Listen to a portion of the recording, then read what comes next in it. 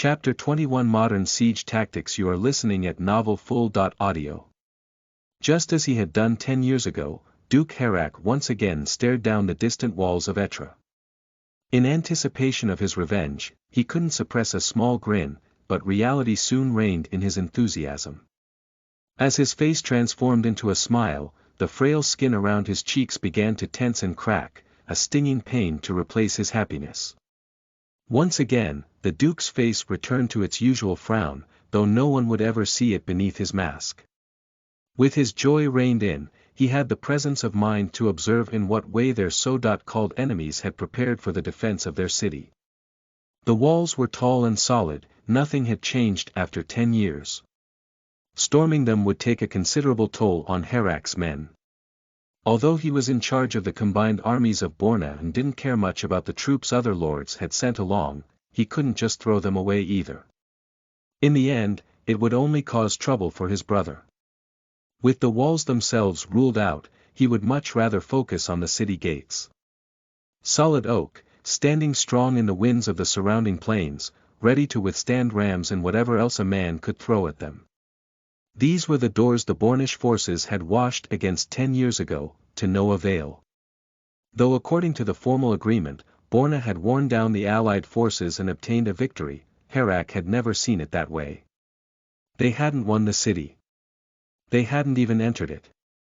All they had achieved was a commitment of the free cities around Borna to remove all heavy weapons and armor from within their walls. Considering the results, the war had been a draw at best. This time, he was convinced that things would be different. This time, they had brought the weapons of the future. "Ready the cannons," the Duke shouted, only to be answered a "Yes, sire," by one of his many adjutants. The new weapons would go and take care of the gates in no time, smash them apart from a distance and open up the way inside. This time around, the resistance from the Etra merchants was laughable, really. They had no chance of winning this battle. Although Herak's scouts around the city had disappeared a month ago, obviously discovered by the enemy, the Etra merchants, in their never-ending incompetence, had still been surprised by his attack. What do we do with the obstacles? With great satisfaction, Herak looked upon the sacks which had been stacked up in front of the gates. The dimwits must have been so surprised by their siege that they couldn't even load all their cargo back into the city before they shut the gates in panic. "Blow them away," the Duke answered with content in his voice. What cost would be 1 or 2 cannonballs more?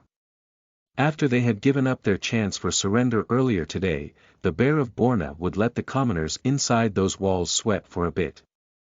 Maybe he would offer them another chance at mercy and submission once they had proven themselves worthy and defended a few storms at the open gate. Having received their orders, the 8 3-pounder cannons of the Bornish troops fired off their deadly cargo one by one, with thunder. Herak waited for the satisfying release of lightning, but it never came. Most of their cannonballs created nothing but a splash of earth across the front of the gate, while a single shot crashed against the stone walls and bounced off without effect. Annoyed, the Duke turned to another one in the endless supply of adjutants. "Again. Tell the wastrels that if they can't hit that gate within 3 attempts, I'll charge them for squandering royal funds." "Ah, why? Yes, Duke Herak.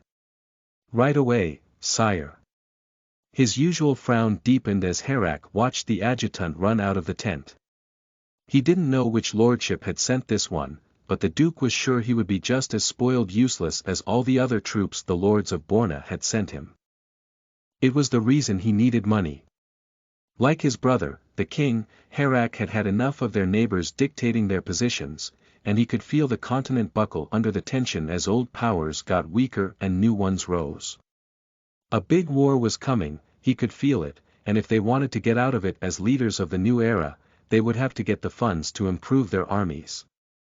However, Herak knew that most Borna nobles were much more complacent when it came to issues of the future, and the Battle of the Blue Hell had only made those men more content.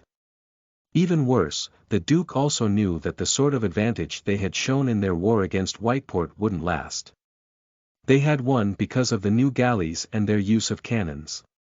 Neither were technologies exclusive to Borna. In the end, they needed extra funds to modernize their troops further if they didn't want to be swallowed in the oncoming changes.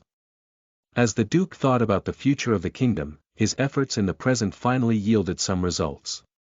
The cannons landed, at last, closer around the covered main gate. Finally, the stacked cargo of burlap sacks received a hit. With his vision enhanced from his family cultivation technique, Herak could see the point of impact clear as day.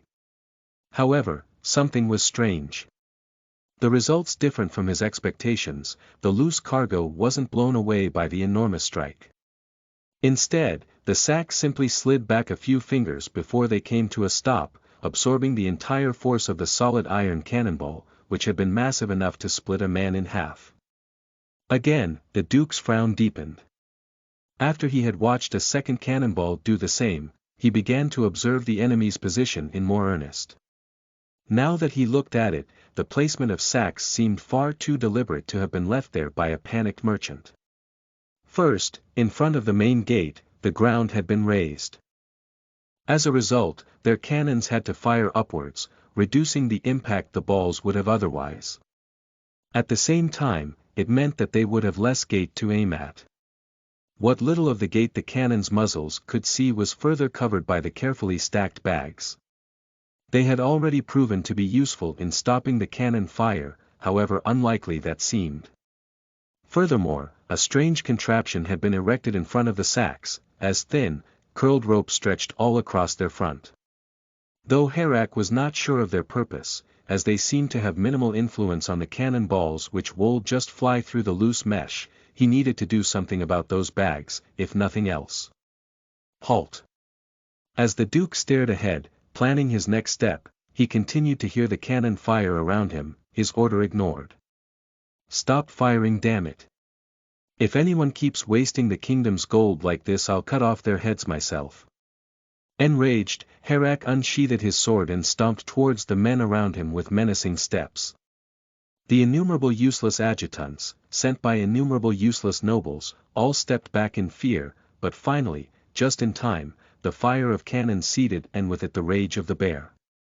Our chain of command is terrible. Just another reason for reform. You, where are you from? He pointed at one of the youngsters around him. My name is Eric, sire. I am from the Laster barony. Your baron has sent 50 men, huh? The required minimum for a barony. In that case, I'll have his minimum of men do the maximum of work. Go tell your baron's commander that he is to storm the gates. Sire, that is, though the man before him tried to find excuses, he shook from fear, incapable of even refuting Herak. Another useless one moment of reflection and the adjutant would understand that he had misunderstood the Duke's orders. Of course the head general of Borna wouldn't send people on pointless suicide missions. The kingdom would soon need all the soldiers it could get. To Herak, this war was nothing but a test run, to show the complacent nobles how lacking their forces really were. I won't ask you to take the entire gate by storm. All you have to do is rush forward, protected by shields, and take away those bags blocking the door. Even your lot should manage a task that simple. At last, the man's face brightened up somewhat. It seemed like a simple task indeed, and one to distinguish the Baron's troops when it came time to distribute the spoils of victory. With a spirited, "Yes, sire," the adjutant turned and left the open command tent on top of the hill to organize his lord's troops. Of course, had he known what Duke Herak was thinking, he might have been far less spirited. The Duke wouldn't throw men away without purpose, but testing the enemy forces with a sacrificial lamb still seemed like a good idea. The strange contraption in front of the gate had made the Duke uneasy. He really didn't want to spend too much time here, but somehow everything about their attack seemed off. In fact, taking Etra should have been easy. After all, with the bans on heavy weapons and armor in effect, the quality of the city's troops would be nothing like they had been 10 years ago. Back then, the men which had stood up against the Bornish might have been formed from a coalition comprised of the free cities of the south. This time, however, things were very different. Since the Reverer faith had taken hold and caused conflict all around them, the alliance between the free cities was not nearly as strong as it used to be. Having his brother convert to the Reverers had been a wise action as well. In the face of pressure from the north, King Tolmer had been uncomfortable with the idea at first. However, as a result of his conversion, they had reduced the number of enemies around them, and it had allowed them a clear casus belli against Etra. To clean up the footlickers left inside the city. In the end, most neighbors would stand down as Borna swallowed Etra, while the merchant city by itself wouldn't have anywhere near the troops or equipment to resist. His confidence fortified by his own logic, the Duke looked ahead to the oncoming battle. The 50 men of Baron Laster charged ahead, with large shields held before them, to defend themselves from the expected archer and crossbow fire. However, instead the Duke heard the whipping sound of a musket's shot. Confused, he looked over to his own ranks, to see if someone from his gunner regiment had suffered a misfire. Only the sound of screams from across the battlefield told him that the shot hadn't come from the Bornish side, but from Etra instead. By the time the Duke looked back over towards the walls, the Baron's men had already suffered casualties. At least 10 had fallen to the ground, clutching various parts of their bodies as they kept in the spurting blood. On top of the walls, the spirited defenders fired one barrage after another to hold off the attack. Still, a musket had low range, so soon the remaining Borna men had crossed the distance. Their last remaining task was to remove the bags. It should have required no more than a bit of effort, and yet another problem arose. As the first men reached the curled ropes, they tried to storm through, but their efforts were rewarded by nothing but blood-curdling screams. Rather than break the ropes with their charge, the curled traps had entangled themselves with the attackers, unbreaking, as they tore the flesh straight off their bones. A cold shower ran over the battle-hardened Duke's back as he watched the men cry out in agony, before more musket fire finally released them from the torment of their mortal coil. Soon, the remaining men dropped their shields and began their retreat, without order and without plan.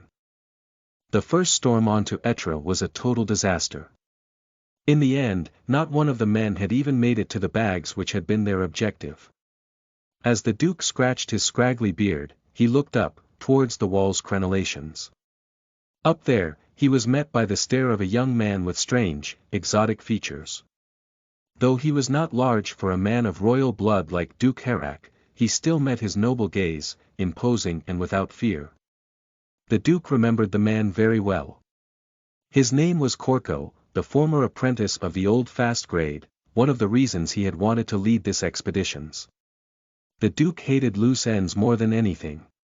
When he had taken over the fast grade business, Herak had decided to take care of all the stragglers left behind by the old merchant. Yet despite his decisive actions, his men had failed. Even when he had sent his own knights to deal with the bastard, all he had done was cause a conflict with Whiteport. He had chosen to oppose the strange foreign merchant and now he would suffer the consequences. Although Herak couldn't know for sure, somehow, he felt that the young man with the firm gaze was the reason for Etra's stiff resistance, that he would be the greatest enemy to overcome. Across the distance, the two foes stared each other down, unblinking. The siege had only just begun. Chapter 22 Manufactured Morale. You are listening at novelfull.audio. Locked in a staring contest, again. Across the length of the battlefield, Corco looked over to his old foe, the Duke of Ballet. Large as the bear he was named after, the Duke stood in front of his command tent, unmoving, and stared up towards the top of the walls. This contest had been going on for days already. As the war between the forces raged on, with ever greater ferocity, the Duke still wouldn't act. He would just stand there and stare. In the end, it was once again the prince who first lowered his sight. He took down the telescope and the appearance of the Duke turned sufficiently tiny again, his looming presence reduced to a bothersome fly for now. "What's going on over there?" Fidelio asked with worry. "Nothing new. There was a bit of a commotion in their command tent a while ago, but it seems like Herak put his foot down and held them all in check. No cracks yet. This can't go on. No matter how well we are holding for now, there will be a limit for the men, and it's not far off. Worried, the warrior looked out, towards the foot of the walls. At the epicenter of carnage, the war had transformed the grassy ground into a hell of brown and red.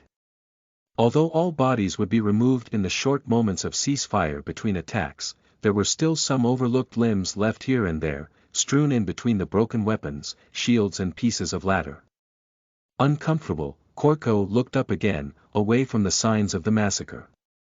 On the first day of battle, he had spat out everything his stomach could spare.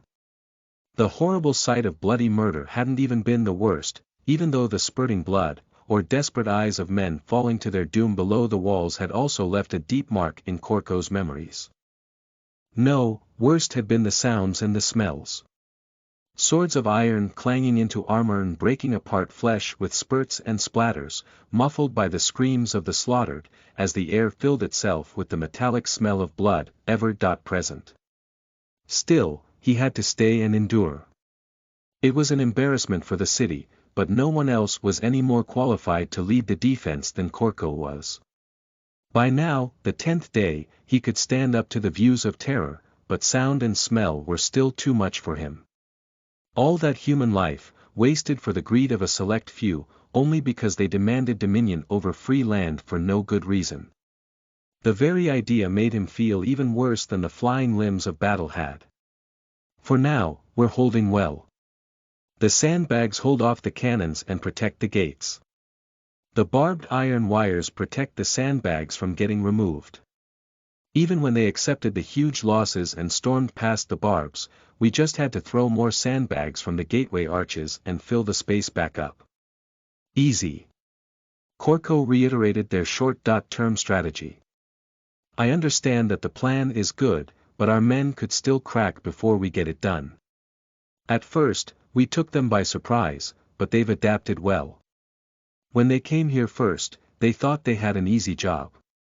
Just fire the cannons a few times and storm the town for plunder. They didn't even bring other siege equipment. But now some time's passed and they've been getting at us with siege ladders. Their new protected rams are almost done as well, from the looks of things. We can't risk a sortie to destroy the rams, so we just sit there. That's way too passive, and bad for morale. What do we do? We hold. It's the only choice we have, Korko answered with a grim mien. They're not doing so hot either. I guarantee you that Herak didn't expect the war to last as long as it did, and their morale must have suffered quite a bit. They're reeling too. By now, we just need to hold on, only a few days longer. Still, it feels as if we're worse off in the deal. If anything more happens, I can see our people cracking first. I mean. As his words trailed off, the warrior turned to look out into the city. Korko's eyes followed along, and once again saw the now familiar picture of the new Etra. There was still smoke rising from the east, but most of the fires had been extinguished by now. As Korko thought back to the previous night, his fists clenched to whiten his knuckles. This sight was one reason Korko was so convinced that the Bornish troops were in trouble. After days of unsuccessful attacks, the Duke had lost his cool as well, and had gone far beyond anything he could disguise as knightly honor. His loss of any pretense had led to the fiercest Bornish attack yet. The sight of flaming arrows sailing across the night sky had been beautiful at first, but soon the enchanting lights had returned back to earth and turned every single straw. And wood-covered house of Etra into a potential pyre. Without remorse and without care for the lives trapped within the walls, the Bornish soldiers had followed their orders and turned Etra's eastern quarters into a blazing inferno. At least, Korko's pumps had finally come in useful. So far, his insurance business hadn't taken off, but now he was sure that the merchants of Etra would understand the value of a dedicated fire service. It was a small comfort to the prince, who could find no happiness in profits, not before all this suffering. Chief Commander Fastgrade. Arms waving in panic, Brym rushed towards the walls from inside the city, over towards Korko. After the Merchants' Union had declared Korko as their chief commander, he had named his little brother as his adjutant, responsible for communication between the supply stations in the city's center and the troops on the walls. It would give the kid a reason to stay away from the front line, but at the same time keep him busy. Korko knew Brym far too well. If the brat had been asked to stay safe while they all risked their lives, he would have sneaked out by himself to do something stupid. For a smart kid, Brym was far too stupid far too often. Noel, what's wrong? Korko shouted back. At least there was a recent lull in combat as the Bornish got ready for their next attack. For now, they would be able to talk over a distance like this. There's trouble at the doctor's house. Some men are saying they won't fight anymore. Brym screamed back. They say it's hopeless. Korko's jaws followed his fist's example and clenched as well. Fidelio's prediction had come true earlier than the prince had thought. This was bad. Fidelio, you take over command here. I'll be back as soon as I can. Yes, boss. Good luck, Korko heard from the back, before he disappeared down the stairs. Soon, he found himself close to the city's center. In this place, far enough from the walls to escape the arrow fire, the merchant prince had bought an old stables and turned it into a field hospital over the past month. He entered the previously clean, disinfected room, only to be once again greeted by the metallic smell of blood and the sound of terrified, muffled screams.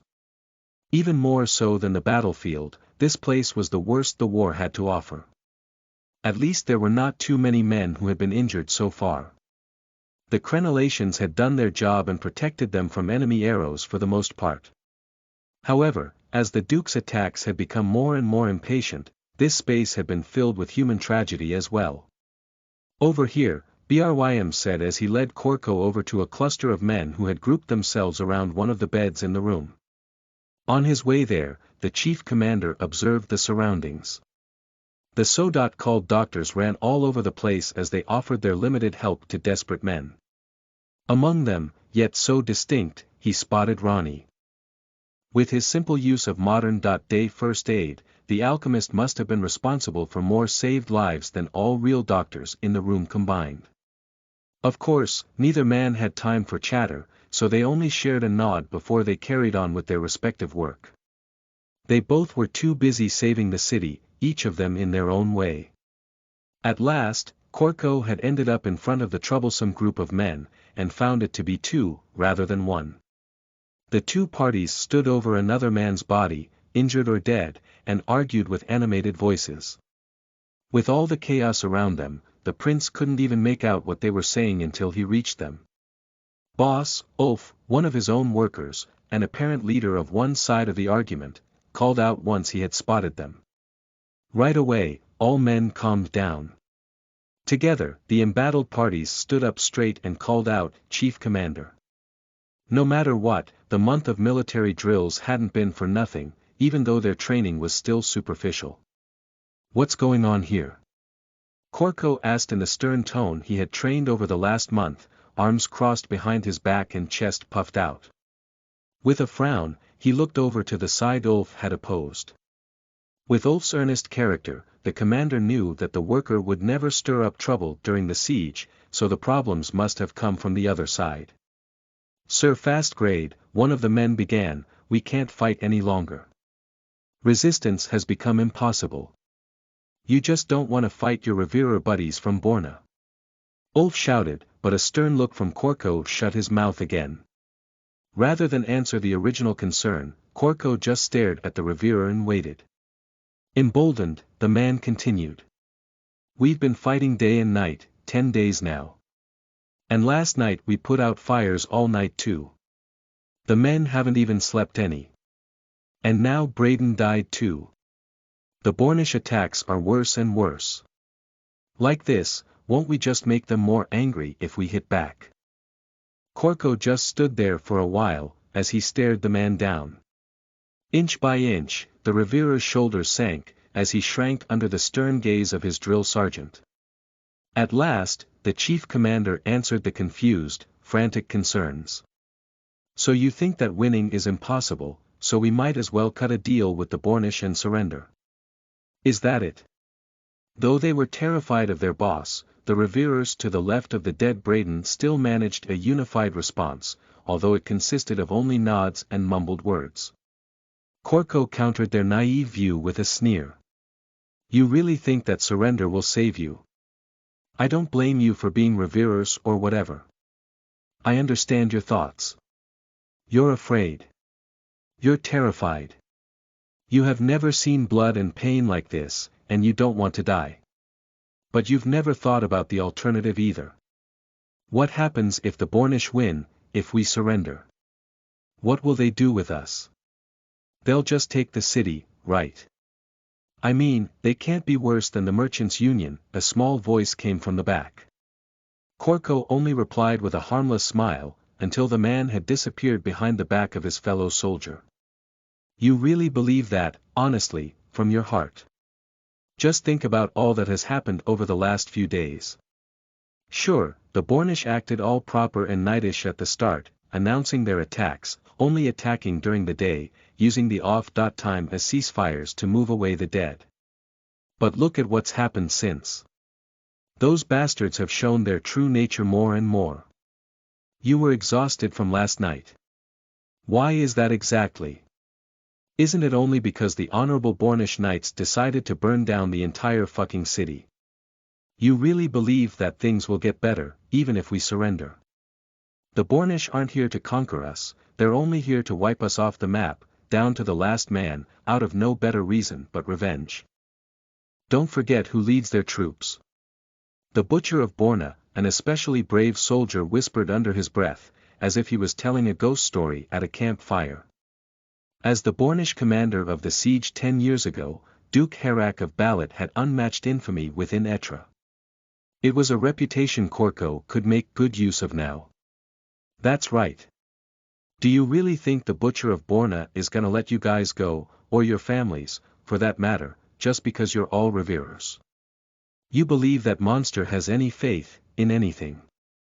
No, he'll go through every alley himself, and wring every last baby's neck, reverer or not. Believe me, if we continue to resist, whatever fate awaits us, it cannot be worse than our fate after surrender. But there is no win in sight. The Bornish haven't let up, and instead have come with more men every day. The only way to hit them back are the new matchlock guns, but even then, we're low on powder now, so it's not gonna last. What can we do? A worried soldier held against Corco's speech. The chief commander could see his troops shiver and huddle together. As they found no escape from their fate, they despaired. At last, a sly smile crept onto Corco's face. He would tell them of his strategy, and give them a way out. The desperation would weld them together, give them the power to hold the walls. After all, opposing destiny was Corco's specialty. We don't need to win, we just need to hold out, just a bit longer. The longer the Bornish take, the weaker they seem, the more rules of knightly conduct they break, the more interested our neighbors will become. We just need to wait until the Bornish wounds have begun to fester, until the vultures start to circle. Chapter 23 Fallibility. You are listening at novelfull.audio. A sharp hit from Corco's axe and the final one of the siege ladder's claws splintered under a shower of wood. Up to this point, the Bornish knight had fought his way through the carnage with a valiant heart. Through the fire of muskets, over his fallen comrades and up the ladder. Now, he was a mere 4 rungs away from his goal, from the top of Etra's walls, but the desperation in his eyes told Corco that the knight knew his fate. The knight knew that he wouldn't make it in time, that he would fail, and he also knew what that meant for him. Thus, rather than continue on, he stopped to stare at Corco, to beg for mercy, without words.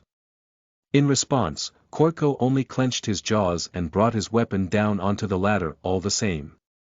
This was no place for mercy. Not here, not now.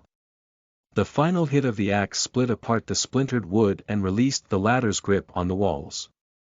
Used to the motion by now, the troops of Etra took their poles to push the long ladder away from their city, the butchers away from their homes.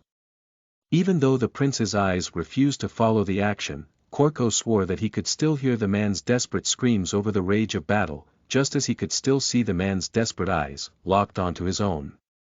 Another gag reflex was coming on, Korko could feel it. However, there would be no respite for the weary. The chief commander had to keep going and he had to look strong while doing so. Thus, he stepped back for a moment, back into the second row of battle, to collect his breath and regain his senses. Once Korko had left the front lines to the waiting reserves, he turned to disappear into the turret behind his position, which had been chosen as the city's command center. Of course there were taller buildings atop the walls of Etra, but the square corner towers were far too vulnerable to cannon fire, so Korko had opted for one of the smaller turrets instead. Once he entered inside, the prince could see a Tao leaned against a wall by the entrance, as he chugged down a large flask of water, visibly drained from the long combat. Of course the cultivation techniques of Medalla brought them great advantages in their fights, but all that additional strength also required far more energy than the movements of a regular soldier. As such, the cultivators had to retreat inside here to regain their strength in between attacks. To preserve supplies, they would only come out when there was a dire need for their help. Unfortunately, this need had grown more and more over the course of the siege. At this point, neither of the cousins even bothered with greetings anymore. Both were far too drained, physically and mentally. Korko himself reached the highest area of the tower soon after. Above this little room would only be the turret's top, where their old-fashioned archers did their best to provide some additional fire to make their muskets last longer. This vantage point was the best place for Korko to observe the battlefield and pretend to organize the unshapable chaos of war. With a loud groan, Korko let himself fall back onto the chair he had been giving his empty commands from over the last month. However, tired and confused as he was, the chief commander managed to fall completely short of his goal. Just as he was about to hit the ground, a pair of hands grabbed under his arms for support. Only a little bit of human contact was enough to make the tensed Korko flinch, but soon he relaxed again. This one wasn't an enemy. "Thanks," Korko said as he looked up to Fidelio, his nominal attendant, who helped him take a seat at last. In response to the prince's gratitude, the massive warrior only nodded his head, nothing more. Throughout the siege, Fidelio hadn't left his side even for a second, always determined to guarantee his master's safety above anyone else's, even above the city's. So natural had the warrior's presence become that he had become almost invisible to Korko. Throughout the battles, Fidelio had been the only one of them who had never seemed tired. However, one look at his friend revealed to Korko that, just like the city of Etra, he wasn't the unscalable wall his stony exterior portrayed. For the battle, Fidelio had put on the plate armor of Eastern Knights, but by now its shiny metal skin had gone blunt, dented and bruised all over. Even worse, Korko knew that his armor had been breached at the waist, when a lucky shot from an arrow had landed in between the plates. Even beyond the injuries, physical signs of exhaustion could now be seen even on him. From within the open visor of his helmet, the warrior observed his master with sharp eyes, but they were underlined by black bars. After a month without proper rest, Fidelio was just as tired as the rest of them, even though he wouldn't ever admit it. The same as before, the warrior did his duty, silent and watchful. Inspired by his friend's dedication, Korko got back on his feet as well and picked up the telescope to the side of the window. Once again, he forced himself to glance across the battlefield. War had swept over most of the walls, but by now, the flood was retreating. For now, it seemed like they had survived the latest storm. After Korko's little speech on day 10 of the attack, his words had soon spread among the soldiers and united them like nothing had done before. The fear towards Duke Herak was far too great among the men of Etra. Faced with the ruthless butcher of Borna, the only option they saw was a desperate fight for their lives. Concerning the problem of ammunition, they had managed to score some additional gunpowder from within Etra itself. After the War of the Blue Hell, most of Etra's merchants had followed the Bornish example and equipped their own ships with cannons. As such, they all had a good amount of powder stored away. With the city in danger and public opinion so firmly in Korko's favor, they had been given no other choice but to hand over their stashes. Even the Bornish rams they had dealt with somehow. In the middle of the night, they, the cultivators, had used a specially built metal plow to create deep ridges all across the front of the gates. It hadn't been much, but it had still slowed down the rams' advance. With the time gained, they had managed to set the siege weapon on fire in time before it could destroy the gate. By now, the way to the front gate was blocked, by bodies and debris, with almost no way through for additional rams. Even better, there had been a lot of rain over the passing month. The Etra hill had become wet and tough to scale, while the Bornish cannons and muskets had no longer been able to fire under the poor conditions. However, their prospects were still grim. Despite all of their advantages, despite the fact that the Bornish had lost men at a ratio of 5 to 1 or more, Etra was still hopelessly outnumbered. Korko's view sailed over the back of the enemy's formation, where the tired soldiers of Borna could go to find some respite. Over there, they could relax and recharge for a few days while they prepared themselves for the next attack. Meanwhile, no one in Etra had been gifted a good rest throughout the entirety of the siege. Even all the additional supplies had only bought them a few days. By now, they were running low on powder again, this time without an easy fix. The last hidden supplies of the merchants had been raided already. He couldn't very well raid them again. Low on men, low on morale, low on ammo. Meanwhile, the sun had been up for the past few days, busily drying the enemy ammunition. It wouldn't be long before the cannon fire picked up again. At the same time, Korko had observed Bornish reinforcements close in from the south and meet up with the main army. He hadn't even needed a telescope for that one. Duke Herak had made sure that every man inside Etra could see their enemies get stronger, while they could feel their own strength drain from their bodies. Whatever the prince could think up, it might not be enough to guarantee them victory, or even just to save their lives. No matter how hard he thought, no matter how much he knew, he couldn't find a way out. Not this time. With a heavy sigh, Korko moved his telescoped view closer to home, atop the walls, where his own soldiers slumped against the crenellations, too tired to even stand. Without warning, Fidelio dragged Korko to the side, before a whizzing sound brushed over the crown prince's head and crashed into the ceiling above. Terrified, the prince ducked out of view, back behind the safety of the stone walls. Korko didn't even have to check to know who had attacked him. All he would find above his head would be another one of Duke Herak's arrows. Over the course of the siege, the man's favorite pastime had been to take out his enormous longbow and take aim at Korko, to snipe the enemy commander off of the battlements. So far, the Duke had always missed his mark, but not for a lack of skill. More than once, it had been Fidelio, at the last second, who had saved the prince's life. It was then that the warrior had received his own injury. Even still, he had continued his duties, unperturbed by his own aching body or the commands of his own master. No matter how much Korko insisted, the warrior wouldn't listen. Instead, he ignored his own safety in favor of his friends. In that regard, servant and master were one and the same.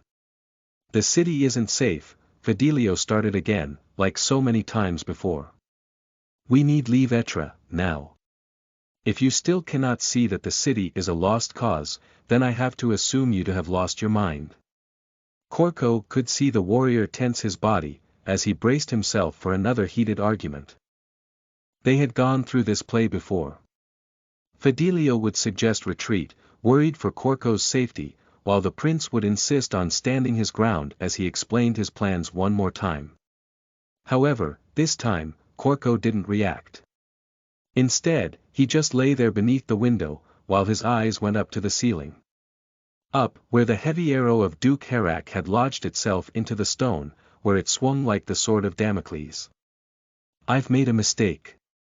At last, with a shaking voice, Korko admitted to himself what he had known for a long time. They wouldn't win. Rather than answer, rather than say, I told you so, Fidelio just stood there, with a worried frown, and looked down onto his master. The prince understood his attendant's feelings well.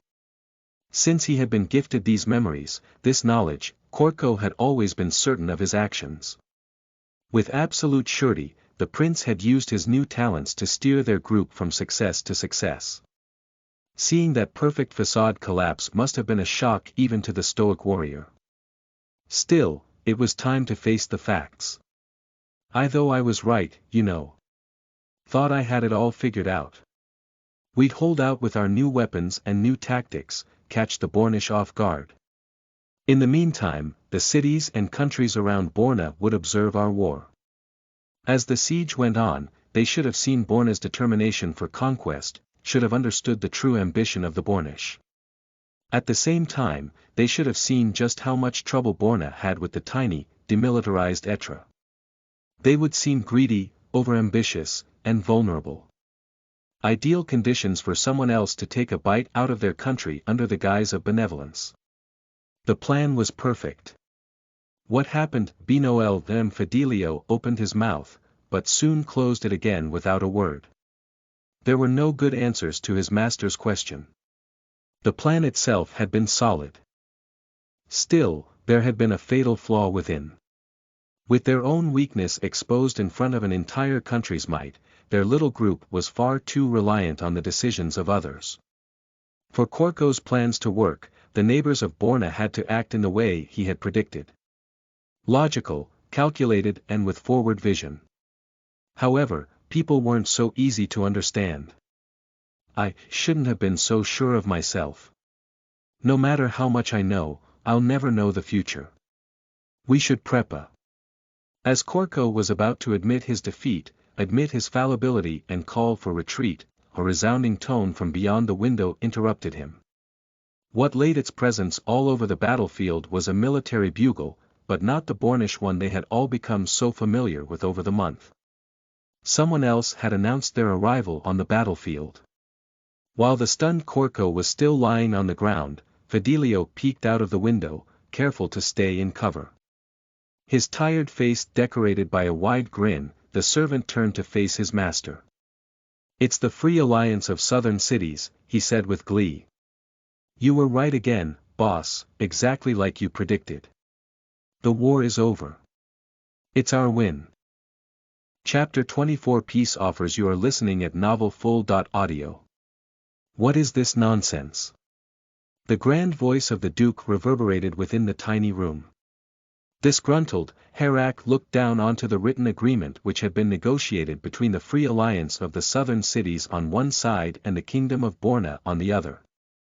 "It is the official document to declare peace between our sides, sire," Bombasticus explained while he tried his best to hide his smug grin. He would be eternally grateful to Korko for letting him handle this last step of the negotiations by himself. "We all wish for peace, do we not?" In response, the Duke of Balat jumped up from his chair and leaned over their shared table, to scream right into the alchemist's face. "What nonsense! This war was fought between Borna and Etra. First, how come the other cities take any part in the negotiations at all, when they haven't killed so much as a single man? Second, I am not one of the combatants either, so how come the Balat Duchy pays the harshest compensations out of all the Bornish territories?" Again, Ronnie did his best to remain calm and stoic. This little moment of privacy between the two of them was something he had looked forward to for a long time. This agreement is the result of the wishes expressed by the great nobles of Borna, in combination with representatives from the free cities. It is unfortunate, but since the Duke Herak was the main initiator of the conflict, and the one who insisted on its continuation even when the troops of Borna and Etra suffered heavy losses, locked in this pointless war, both parties have agreed that it would be up to the Duke to suffer most of the costs produced by the altercation. After all, the Balat Duchy has been getting rather rich in recent years. It should be simple for Sire to stomach the cost of compensation. Gnashing his teeth, the Duke sank back into his seat. Instead, he pressed the cup in his hands with more and more force. Although Bombasticus couldn't see the man's face, his vivid imagination presented him with the Duke's twisted features beneath the mask. Suppressing a laugh, the alchemist pointed at the contract again. It is important that Duke Ballot, as the enemy commander, ratifies the negotiated agreement. Otherwise, altercations between our sides will have to continue. No one wants any further conflict. Another stab with an invisible knife hit right into Ballot's exposed nerve. This was getting fun. Don't think I don't remember you. You're the quack who claimed to have a cure for my scarring. You're the one who almost killed me. You're only here to torment me once again, you bastard. Upon hearing his reputation smeared, the great Bombasticus frowned for the first time, and refuted the latest outburst. Trying to kill a duke. This great alchemist has done no such things. Duke Herak began to develop a fever before I could provide any treatment at all. None of the later events can be blamed on my skills, and yet Duke Ballot sent his men after me once his health had recovered. This great alchemist would have loved to stay behind, cure the fever and cure the scarring. However, with the Duke's delirious words, speaking of quacks and executions, together with the Duke's vicious reputation, no man would have been noble enough to stay. After all, I am no physician. As an alchemist by trade, I have sworn no oath to put the life of my patients above my own. A series of stings hit the Duke, again and again. More knives, aiming straight for the heart, the core of his anger. Herak reacted just as expected, just as planned. Fuming with rage, the man stood up once more, as the glazed cup in his hand began to crack. With great force, he threw the cup towards the alchemist's head. Fast, far faster than the uncultivated mortal could ever react, the object sailed towards him with deadly force. Before he understood what had happened, Ronnie felt a gust of wind rush past his left ear. Like dew collecting on a field in the morning, his back was covered in sweat within moments, but his face was still unchanged. The great Bombasticus would never yield to fear. Furthermore, he knew that the Duke would never act upon his rage. The matter of today was far too important. Injuring the chief negotiator of the opposite side would only weaken Borna's position ever further. Even though the Duke had already suffered much and could risk an escalation, he still had to consider his brother, the king, so he would tread lightly. Still, if this tense stalemate went on for too long, even the great alchemist would lose his nerves, despite his better knowledge. Thus, Ronnie decided to rein in his inner Bombasticus and instead tried to be more accommodating. He had had his fun, so it was time to proceed with Korko's plan. Duke Herak, these are the events as they happen from my perspective, Arcavis be my witness. However, I assure you, sire, that none of the negotiations on Etra's side have been influenced by a petty sense of revenge. Instead, all we wish is to guarantee that Borna's aggression will no longer threaten the region in the future. If Duke wishes to blame anyone, he should blame the ones who were responsible for negotiations on Borna's side. He could see the Duke think for a few seconds, before he sat back down. His hands opened and closed multiple times, grasping the invisible necks of the Bornish nobility, the ones who had voted against Herak at the last second and forced the negotiations into their own hands. Finally, the Duke spoke up again. You're not aiming for me, are you? Neither you nor your little seer friend, is that correct? Of course not, Ronnie lied in response. Then what about this clause here? I have to hand possession of one of my salt mines over to the Fast Grade Merchant Company. I own the Fast Grade Merchant Company. That is not how Master Korkapeka Fast Grade and the other members of the company board see it. According to our understanding, the company only moved location, relocating headquarters from Ballot over to Etra. The so-called Fast Grade Merchants of Ballot are not legitimate. However, this clause as well is unrelated to any past issues between the two sides. First of all, the Fast Grade Merchant Company has invested a considerable sum in the protection of Etra, and thus deserves an especially large portion of the benefits as well. But there's no reason to include that into the contract wording. This is pure humiliation. The angered Duke banged his fist onto the table. Of course Herak was right. There really was no good reason to include the clause. According to the standard rules of conduct between combatants of Arcavia, both sides would have worked out the contract between themselves as consolidated blocks, while the details of the distribution of spoils would be decided between allied parties afterwards. Of course, this wasn't something Ronnie could openly admit. Luckily, Corco had anticipated this problem and prepared him an excuse for just this moment. It is unfortunate, but our allies are no men of noble repute like Duke Dirac of Balat and the other lords of Arcavia.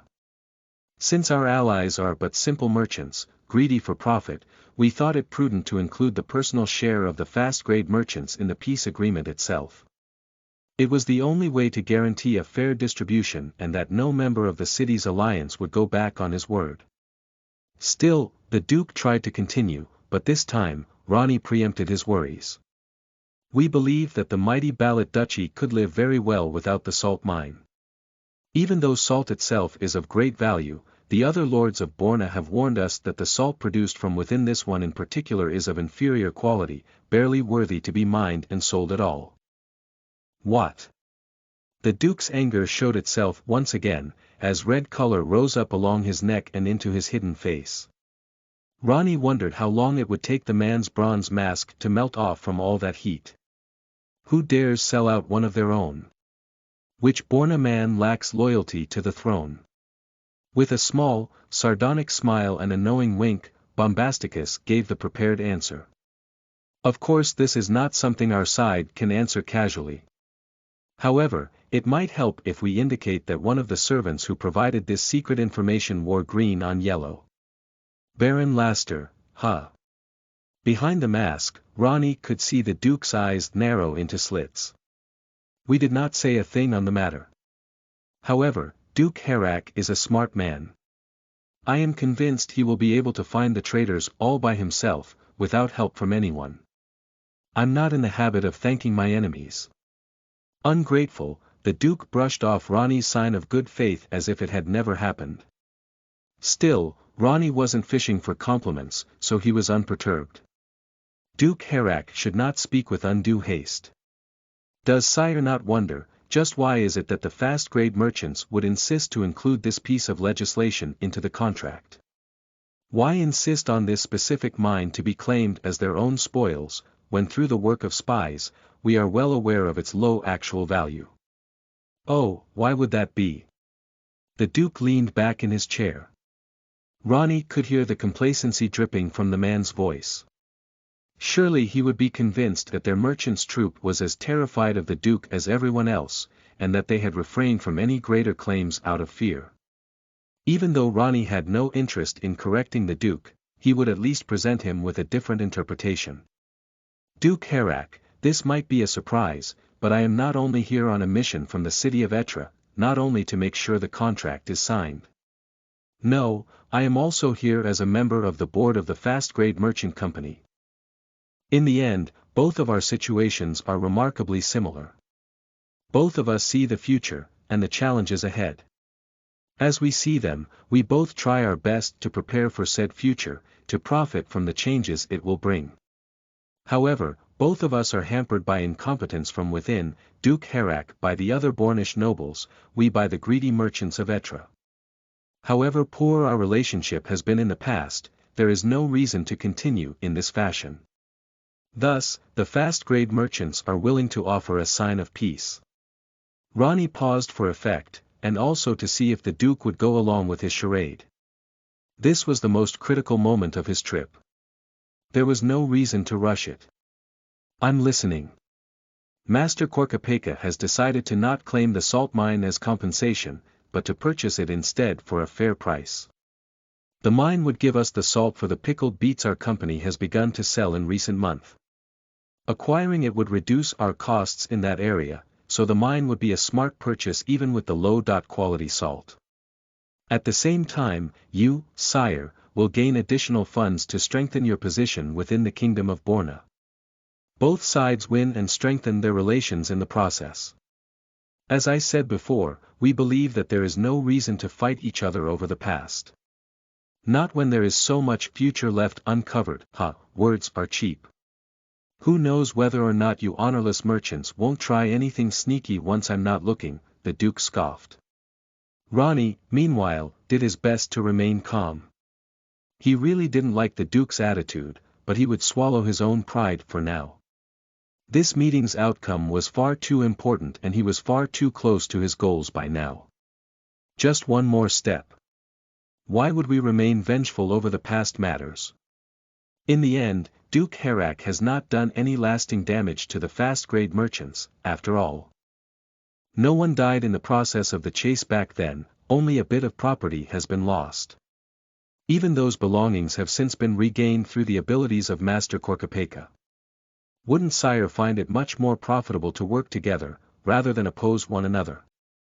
In return, all Master Korkapeka prays for would be for Duke Herak to drop the name Fast Grade from the merchants under his command, in honor of Korkapeka's deceased master. As he watched the Duke sink into thought, Ronnie could feel the sweat on his back accumulate again. He knew that it was important to at least make one demand, otherwise their offer would have been far too suspicious for Herak to take the bait. Still, expecting any concessions from the prideful Duke was risky business. After what felt like an eternity, Duke Herak looked up again, at last. Fine. I will consider your offer. You can go back now and tell your master. I'll make sure to sign the papers in due time. As he turned to leave, Ronnie's polite smile turned into a wide grin. A weight lifted from his shoulders, he was beside himself with joy. The Duke had reacted almost exactly as Korko had expected. Finally, their revenge was one step closer to its conclusion. Finally, it was time again to make use of his great alchemic talents. Chapter 25 Greed and Motivation. You are listening at novelfull.audio. Right, so what is it I'm doing here, if Sire won't mind my asking? Confused about the invitation he had received by his newest employee, the tall, burly mercenary, dressed in a well-worn gambeson, looked up towards the ceiling of the cavern. Korko did the same, and looked up at the droplets of water which formed all over the rugged surface of the salt mines, carved out by man and reformed by nature.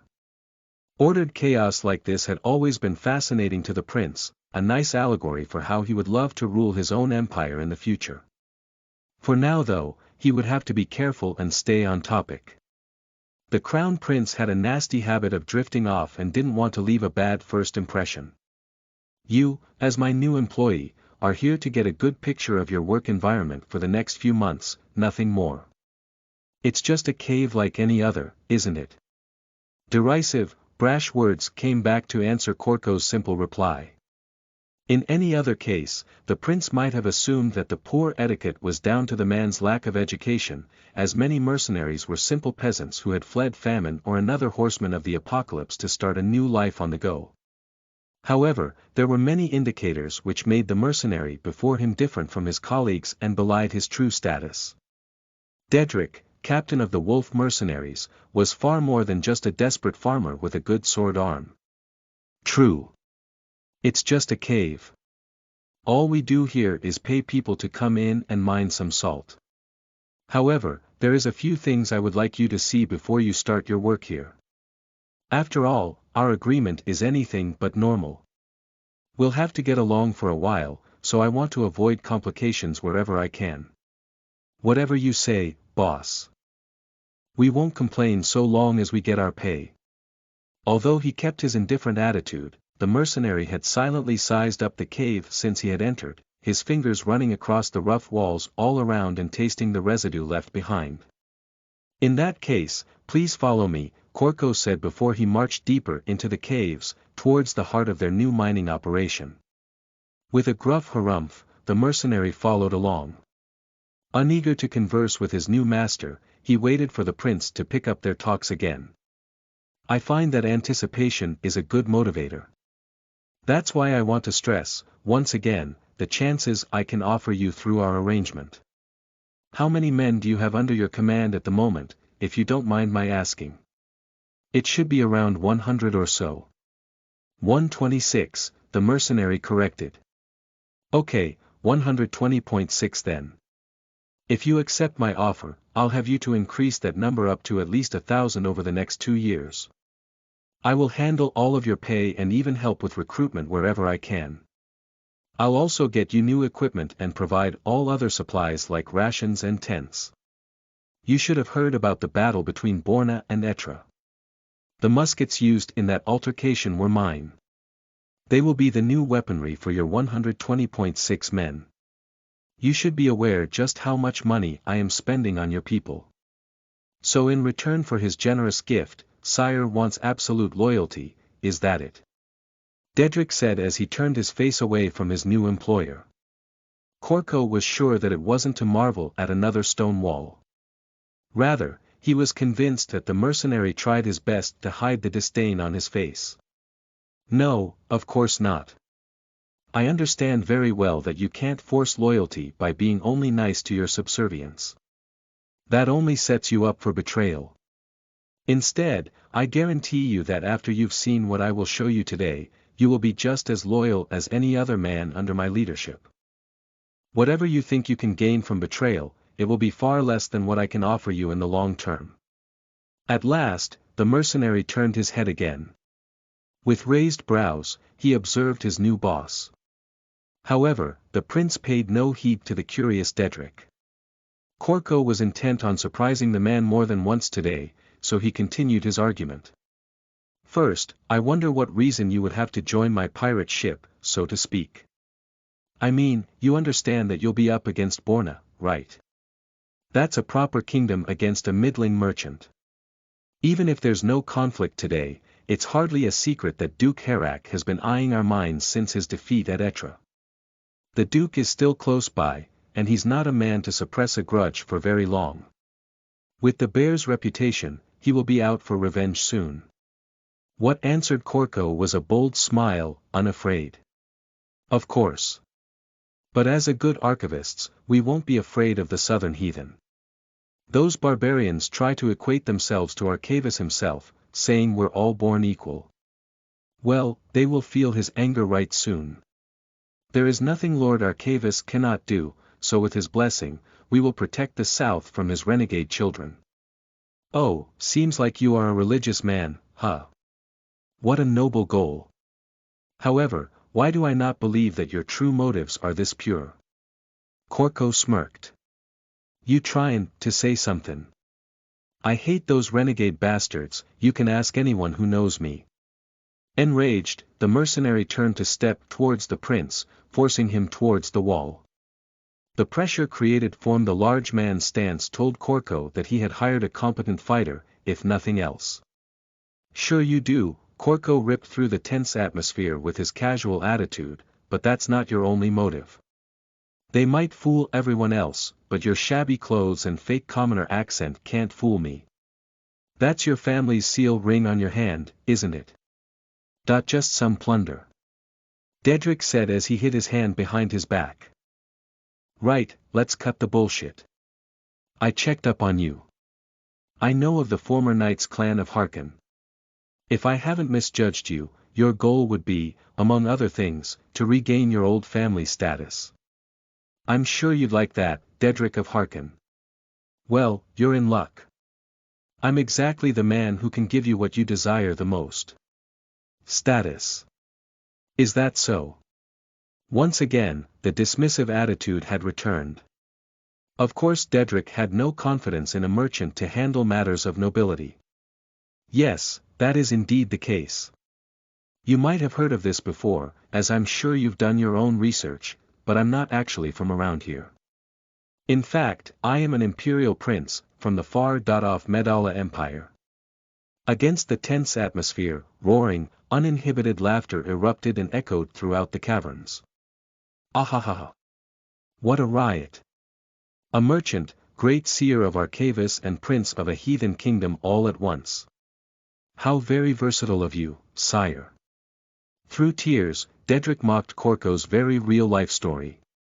Although it was obvious that the mercenary wouldn't believe such an unlikely tale, any man could be convinced with enough evidence, or at least with a story that was convincing and convenient enough for them. You never wondered how I know all these things no one else does, like the sandbags of Etra. You wondered where our fast-grade ships travel to return loaded to the brim with sugar. That sugar is, in fact, from my home country. Of course it was a shameless bluff, but convincing the mercenary was more important than the absolute truth. Korko considered it a little white lie, which would be to the ultimate benefit of Dedrick. So why are you here then and not in your home country, O great prince? Another biting comment came back. Well, the main problem is that I'm not the only prince. Since my greedy younger brother Amaudu, together with his mother's enthusiastic family clan, have decided that I shouldn't be emperor in the future, our father chose to park me here for a while, until I can safely take over the throne. Ahaha, sounds like we have a lot in common, O great prince. Although the mercenary never said the word exile, he still aimed straight for the prince's weakness.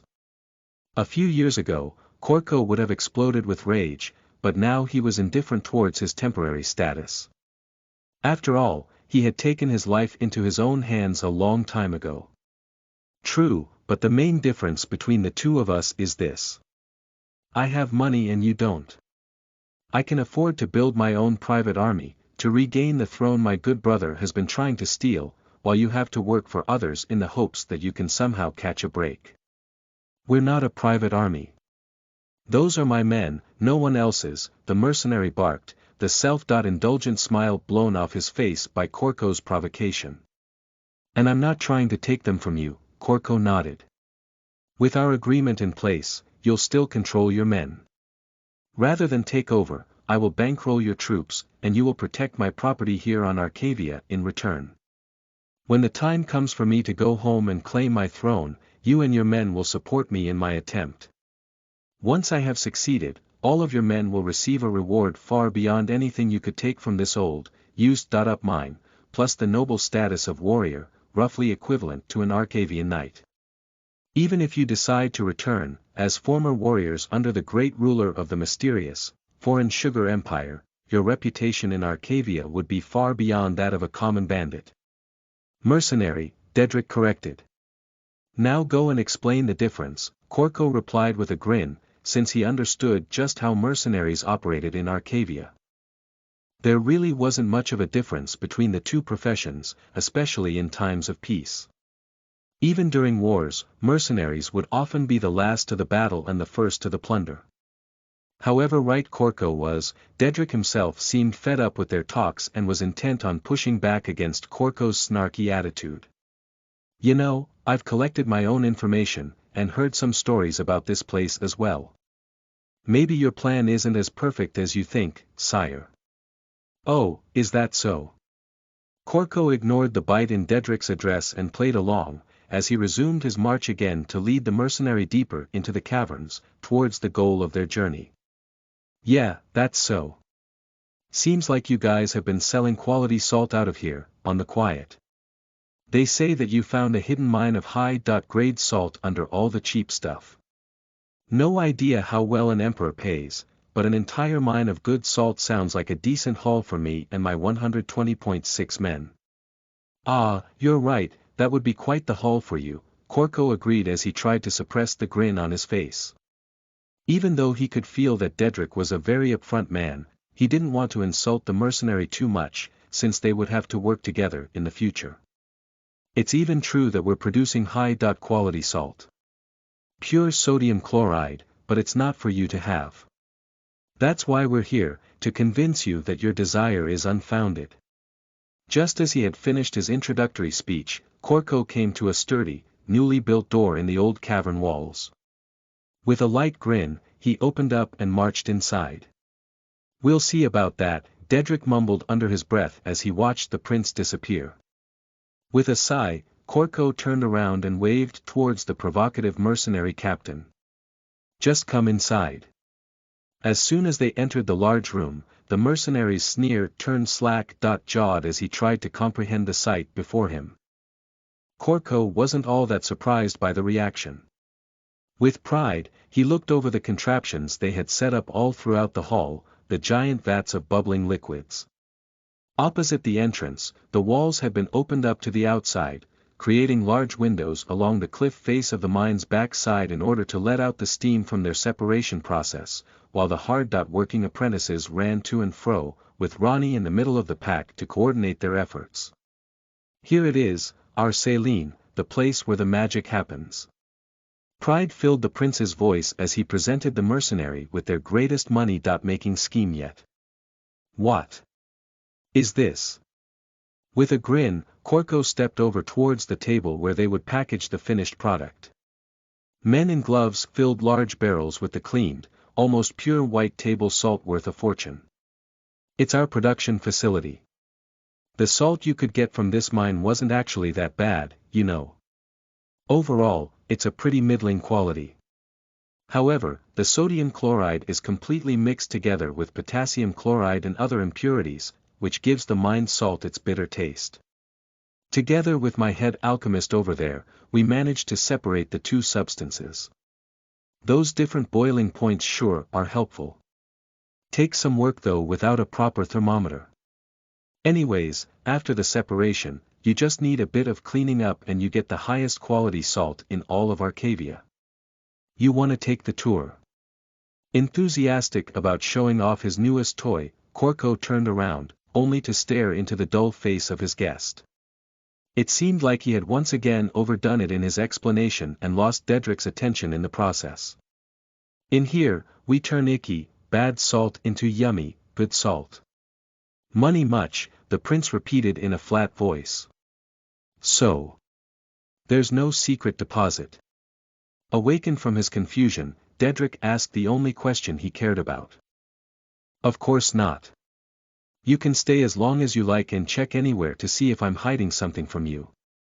Since there's no secret salt deposit, your men have no more reason to be disloyal to me. Even if you take the mine, you have no idea how to operate anything. Even if you knew that, are you gonna become a merchant and start selling the salt yourselves? This operation requires a lot more effort than just scooping the white gold off the ground, it's actual hard work. Corco grinned, happy that his guest had once again regained his focus. So, what about the rumors of a secret deposit? Should we squash them? That our first job? It's nice that you're thinking ahead, but no. There really is no need. After all, I made those rumors up myself. With a widening grin, Corco took up a bit of salt and let the small crystals seep through his opening fingers. Why? Confused again, the mercenary failed to get beyond the first word of his question.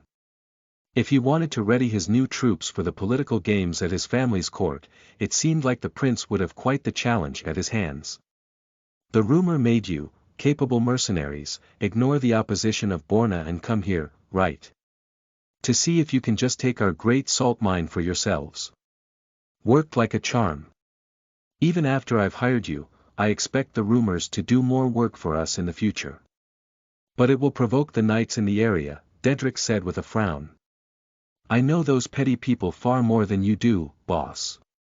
There's no way they'll let a commoner, a foreigner no less, hold possession of something this valuable. Corco looked out through the cavern's opening, out into the sun-filled plains of Borna. I'm counting on it. Chapter 26 Fake Pirates. You are listening at novelfull.audio. Although the world had been turned on its head, it was hard to tell, out here in the open sea. The only change was that the deep blue of the sky, sprinkled with the white of the clouds, had switched positions with the dark blue sea, sprinkled with the white crowns of crashing waves. Atau found the only real indication of his changed perspective where blue merged into blue, right along the horizon. There, he spotted the brown of an enemy vessel, bouncing up and down with the movements of the water. Annoyed, Atau looked down the vessel's hull, down the mast and towards the flag which waved in the wind. More Bornish, great. They really never give up on a grudge, do they? After he had confirmed the enemy's identity and position, Atau put down the telescope again.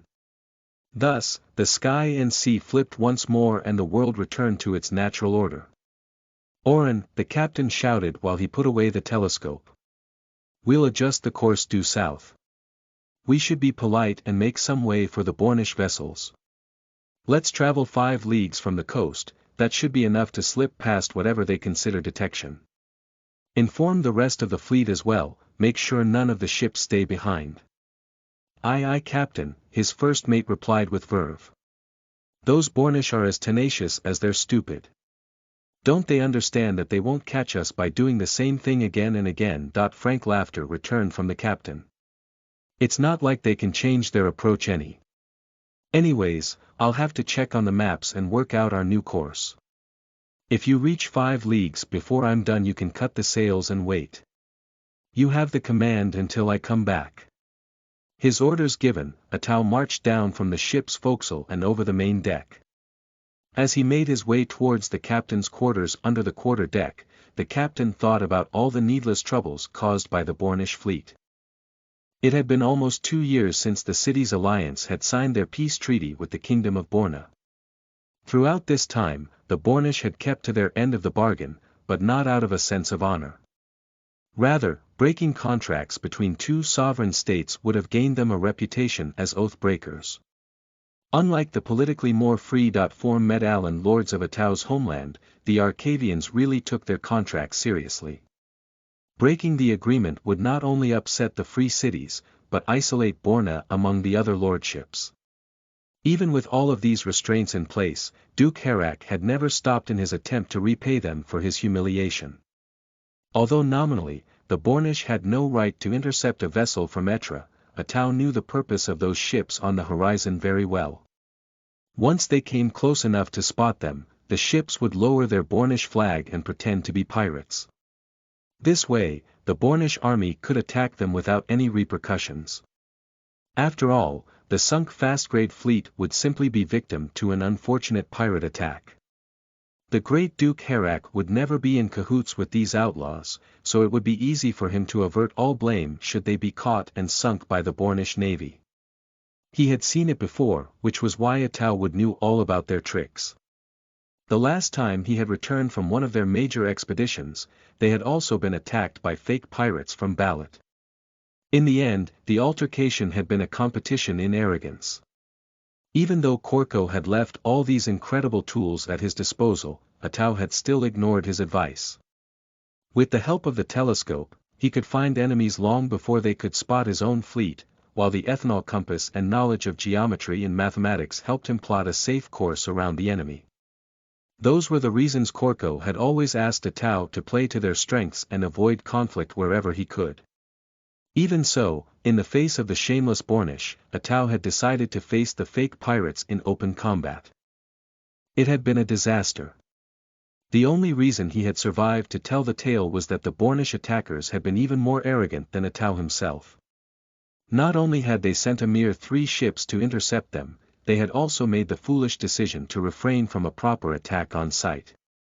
Their minds set on the valuable cargo of the enemy fleet, the fake pirates had waited for the merchant ships to get closer, intent on their surrender.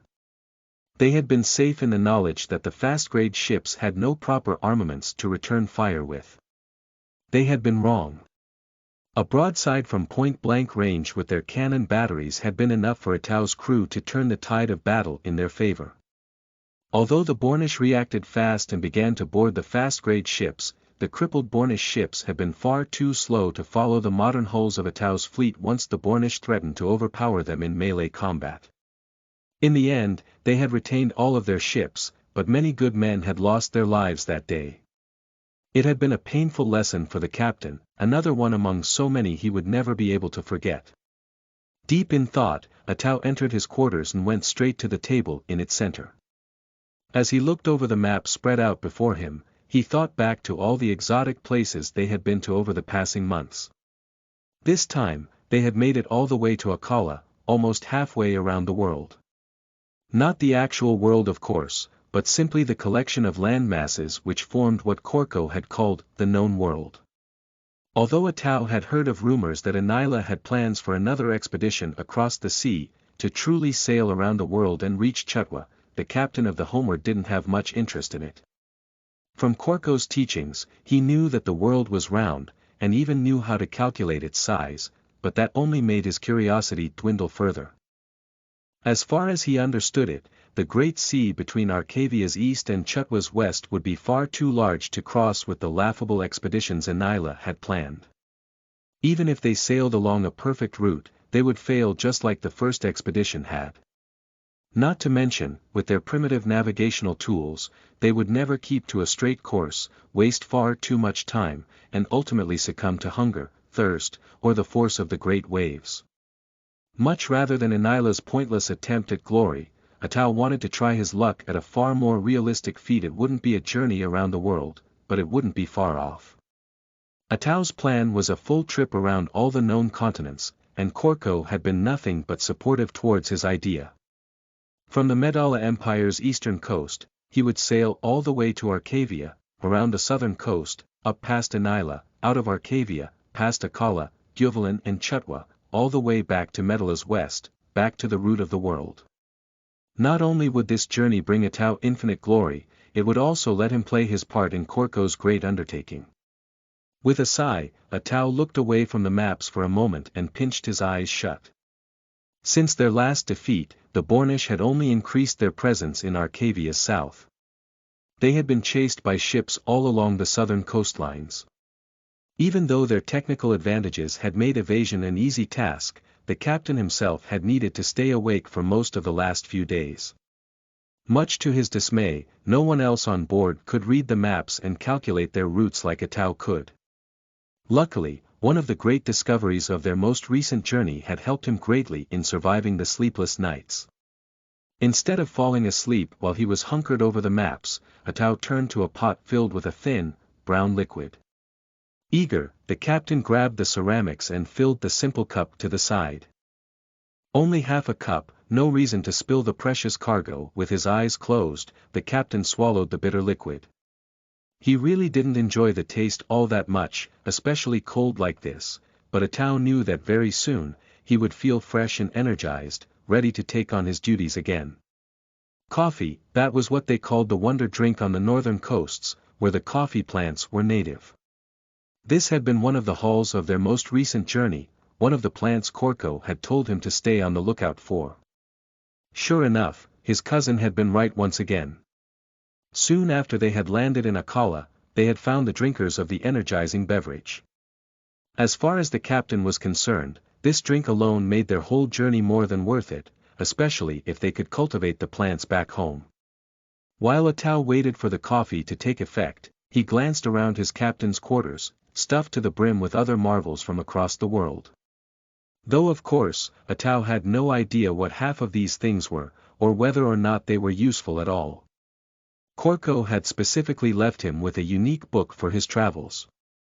Unlike all the other texts his cousin had written over the past few years, it was not one meant for teaching. Neither was it a way for Korko to retain his memories. Instead, the book listed all the useful plants, animals, stones and metals the prince could come up with, together with the places Atau would be most likely to encounter them. Throughout their expeditions around the continents, Atau had always kept it close. By to check the local markets and local wildlife for hidden treasures. However, there was a small flaw in Korko's plan. For all of his virtues, his cousin was a dreadful artist. Identifying plants and animals based on his drawings proved to be a challenge far greater than the Bornish ships. His descriptions were of little help as well, often getting lost in pointless details as he wrote down whatever he could remember about the species in question. That was the reason Atau had ended up with his cabin full of boxes. He looked down into one of them and saw all those stones inside, in all shapes and colors one could imagine. They had been separated by wooden boards and labeled, so they would not forget where they had come from. Among all of their treasures, the stones were the worst of the lot. At least with the plants, Atau had had a vague idea of what his cousin wanted from him, but with the minerals, Korko's descriptions were practically useless. In the end, the captain had resigned himself to picking samples from every single place he had landed on and cataloging all of them. He would have his cousin sort out this mess once their fleet returned to Etra. Of course Atau could have just left the bothersome task be and focus on the journey of discovery, but for the most part, this was the entire point of their expeditions. To provide their homeland with as many new sources of wealth and knowledge as he could. His great journey around the continents would bring him not only prestige, but also hand Yakwalpa unprecedented riches, making himself immortal within the eyes of the Yaku, a true hero of the people. He wasn't sure whether it was from the cold coffee in his stomach or the warm thoughts in his head, but by now he felt fresh enough to tackle the calculations for their new route. As Atau bent over his work once again, his thoughts returned to those Bornish ships on the horizon. It had been close to 2 years since the battle at Ettra. Throughout that time, Borna had never once stopped harassing them. Atau knew as well as anyone in southern Arcavia the reason for this persistence. Due to his connections with the king in Balat's role as a military harbor, Duke Herak held personal command over most of the Bornish fleet. After his defeat, he had tried his best to make their lives as miserable as his own. At this point, Atau just hoped that Korko's trap would spring soon, and rid them all of the nuisance. By the time he returned home to Medalla, to set sail on his great journey, there would be no more need to hide, not from anyone. Chapter 27 Consequences. You are listening at novelfull.audio. During their march through the hills, Felion had acted with all the care he could muster, but of course it had been pointless. Even though he had warned them, even though he knew that the merchants had been raising an army, even though he understood that their conquest would require more effort than a simple stroll through the countryside, none of the other knights had listened to him, ever. Asserting his position as leader would bring with it its own set of problems, so he had grit his teeth and hoped for the best. Thus, he had been forced to follow along with the other knights as they stormed up the hill towards the fast-grade salt mine. Back when they had first heard rumors that the seer of the lords had found a miraculous high-quality deposit within the cheap salt mines of Duke Herak, Felion hadn't believed a word. Why would he? He knew quite well of the great seer's past and could see that the merchant wasn't the man he pretended to be. No matter what he was, the heathen sure as death had no direct connection to the great lords in the sky. However, the rumors had persisted and soon been confirmed by people in the surrounding cities, telling tales of new, precious salt which the fast-grade merchants sold at ludicrously low prices. Although Felion himself still remained cautious, the other knights around the Saline Hills had begun to set their sights upon the new fast-grade mine. With haste, before any greater powers could step in and stake their claim, they had made their way through the surrounding towns for supplies and reinforcements before they marched into the hills. Felion could find the price for their haste and greed all around himself. The great Bornish knights kneeled on the stone floor, battered and beaten, as blood seeped through gaps in their armors. As an ultimate humiliation, their swords, signs of their noble pride, had been taken from them long ago. Even worse, some were still entangled in the fishing nets and ropes which had caused them so much trouble and embarrassment during their storm. A look over Felion's shoulder revealed the bodies of 2 of their fellow knights, lying in dried puddles of their own blood as their bodies began to cool. Meanwhile, the levies they had raised from the surrounding villages had long fled over the horizon.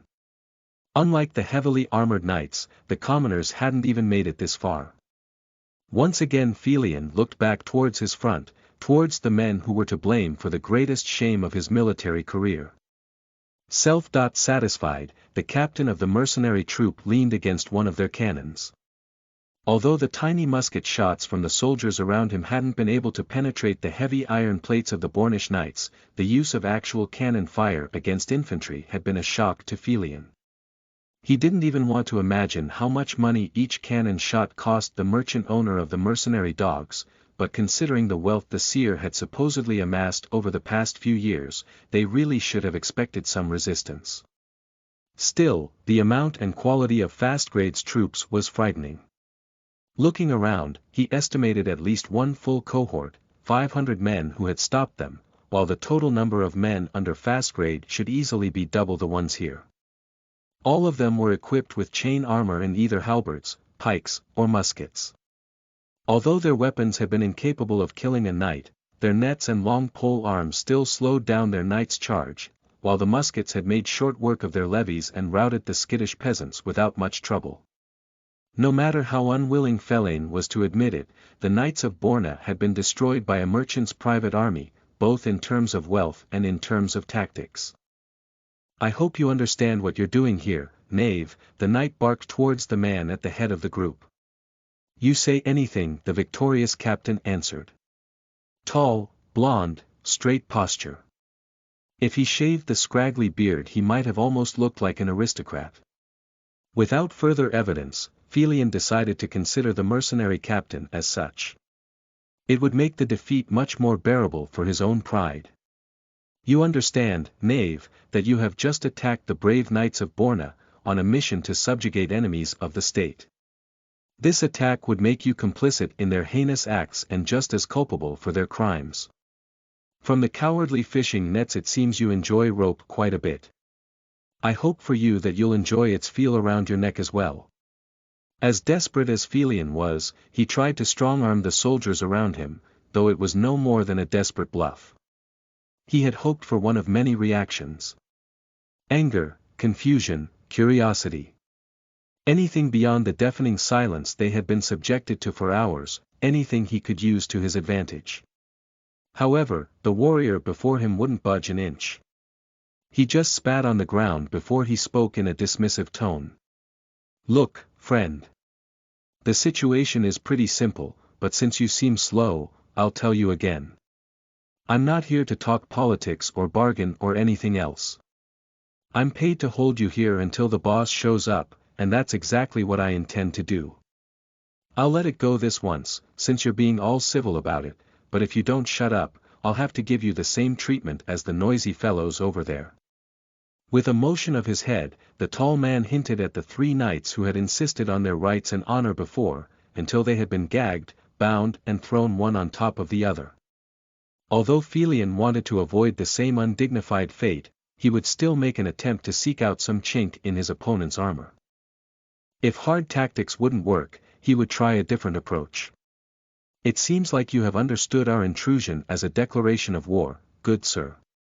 In fact, our group simply chased bandits who had been hounding our territories for months. We have every reason to believe that the men have hidden themselves within these hills. I am sure this is a misunderstanding we could clear up between ourselves. As he continued to talk in a softer and softer tone, attempting to hit a note the mercenary would respond to, he did indeed get a reaction, though it was not the one he had wanted. Without a word, the captain himself removed a rag from the cannon, dirted with soot from the artillery fire. However, Felion would never have to taste the soot. To his good fortune, a sudden guest prevented the knight to share in the fate of his comrades. I wonder what kind of bandits those were that you would have to mobilize 20 knights and over 1,000 peasant levies to face them. Once again Felion looked behind his back, this time towards the chubby man with the shoulder-length black hair who waltzed up the same path they had suffered so much on. No wonder his travel would be easier, as he was the master of these parts. The so-called Great Seer, Merchant Master Korkapeka Fast Grade. Since we could not know the exact size of the bandit camp, we had no choice but to be careful, Felion defended his obvious lie. Okay, let's cut the bullshit, Korko answered as he moved through the defeated knights without any sign of fear. It was the first time Felion had seen the infamous Seer of the Lords, but the impression he got was neither that of a charlatan nor that of a merchant. Instead, the man carried all the natural grace of true nobility. For you to bring such an army, how many bandits were you expecting? Those outlaws would have to count in the thousands. Now, how realistic is it that they would be hiding here? Where are all those guys gonna get food in this place? All the hills are full of salt, that's literally the entire reason any of us is here. Look around you, it looks like the fucking post-apocalypse. Where will the bandits get the food to support their operation? Or are you suggesting that I'm secretly supporting them? Bo Felion followed the new arrival with his eyes until the man had reached right next to his mercenary captain and turned to once again face his prisoners. Who knows, the knight replied in defiance. Your commoner men have killed 2 knights, unprovoked. This sort of action is a grave violation of Arcavian laws. You best rescind this arrogance in the face of nobility or you will risk another war. Rather than get angry at the threat, the young merchant only smiled as he stepped closer and closer to his prisoner, until the two stood eye to eye. An invisible pressure began to envelope Felion as Korkapeka began to speak. Anything else? He asked, with that eerie smile stuck on his face. Oh, were you done? Good, better not embarrass yourself any further. I mean, were you actually implying that I'm the one risking a war? Your people attacked sovereign territory of the free city of Etra. You had no reason, no orders and no permits. All you brought along with you were an army and a flimsy excuse. You won't find any bandits here, and you know it as well as me. You might not be aware of this, but the fast-grade merchants are famed in Etra for their meticulous bookkeeping. You can check all of our records, down to the last grain of wheat, and you won't find even a hint that we support any local bandits.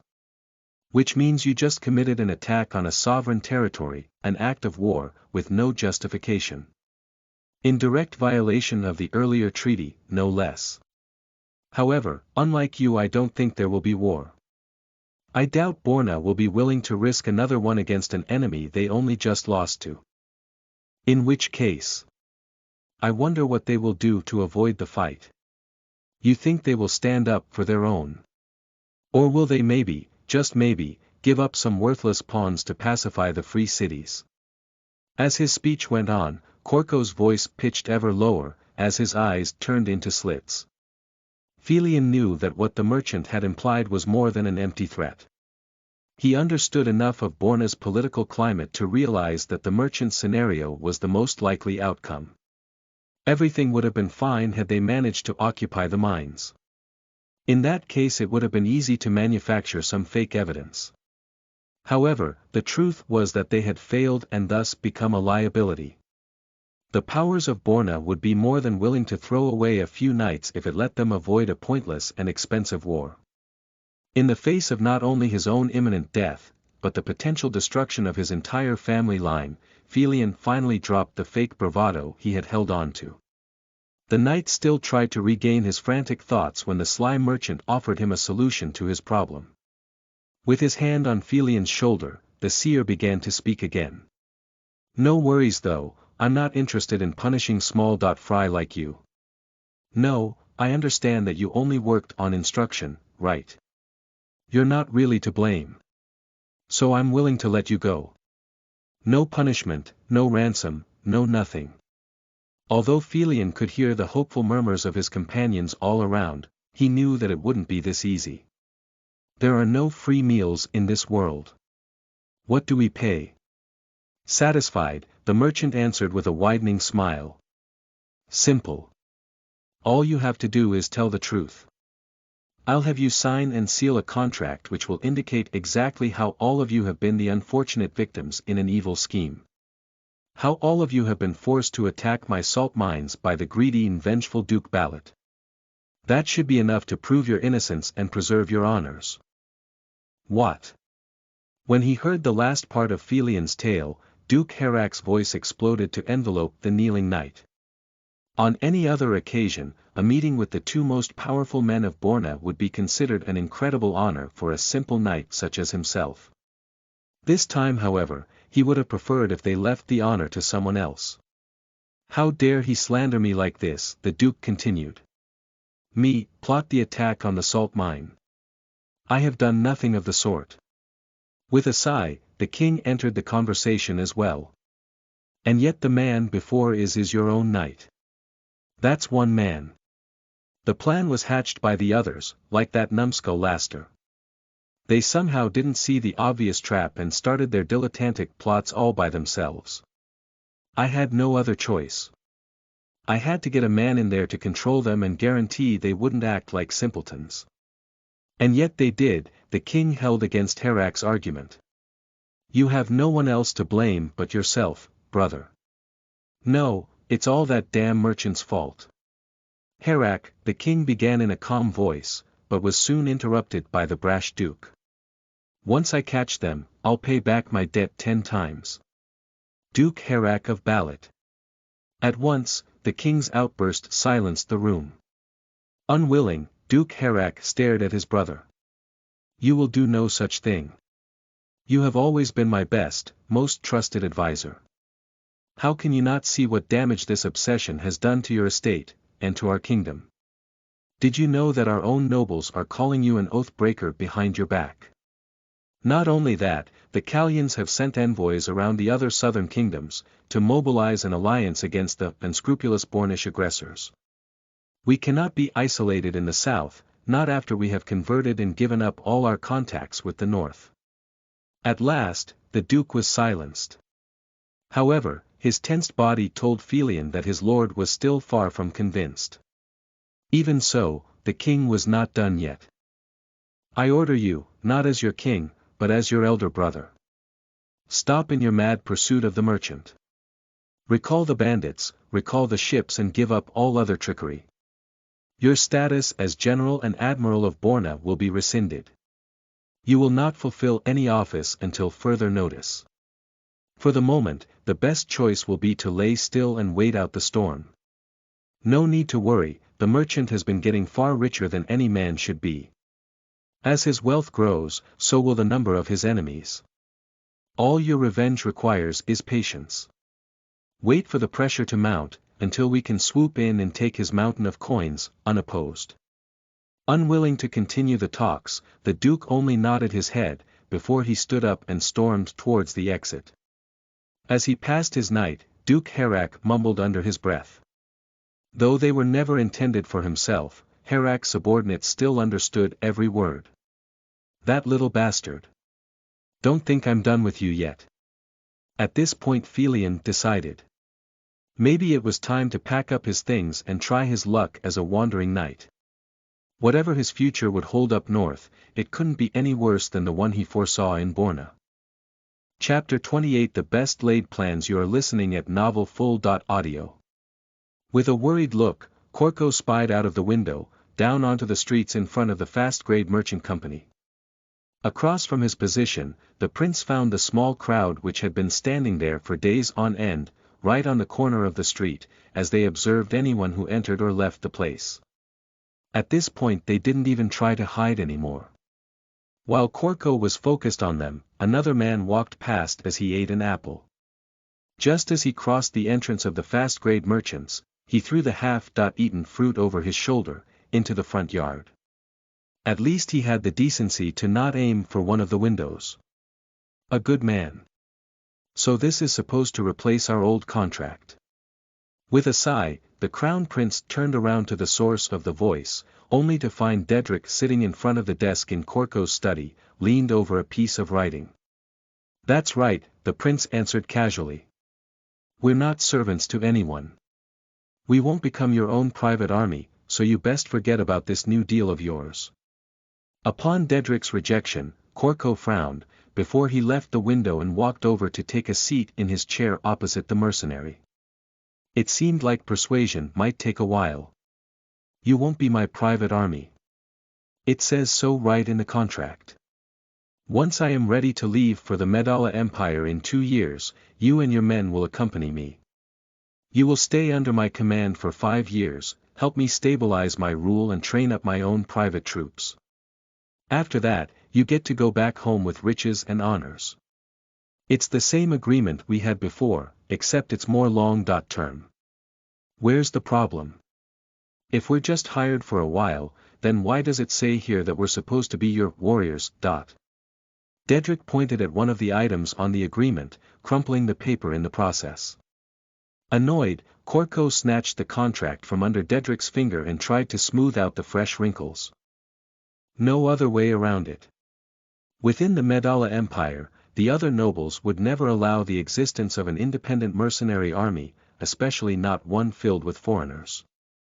If you want to fight for me, I will have to elevate you and your people into the warrior class, at least for the duration of your stay. Wait, the mercenary raised his hand, wide-eyed at the revelation. Are you saying there are no mercenaries over there? No militia? No conscripts? None. Although Dedrick wasn't strictly speaking correct, there was no reason to bother with too many details for now. Not every place is Arcavia, you know. Our customs are our own. Yeah, sure, but you're saying that in your country, I'd need a special status first to die for you. How does that make any sense? Korko put away the contract to launch into a proper explanation.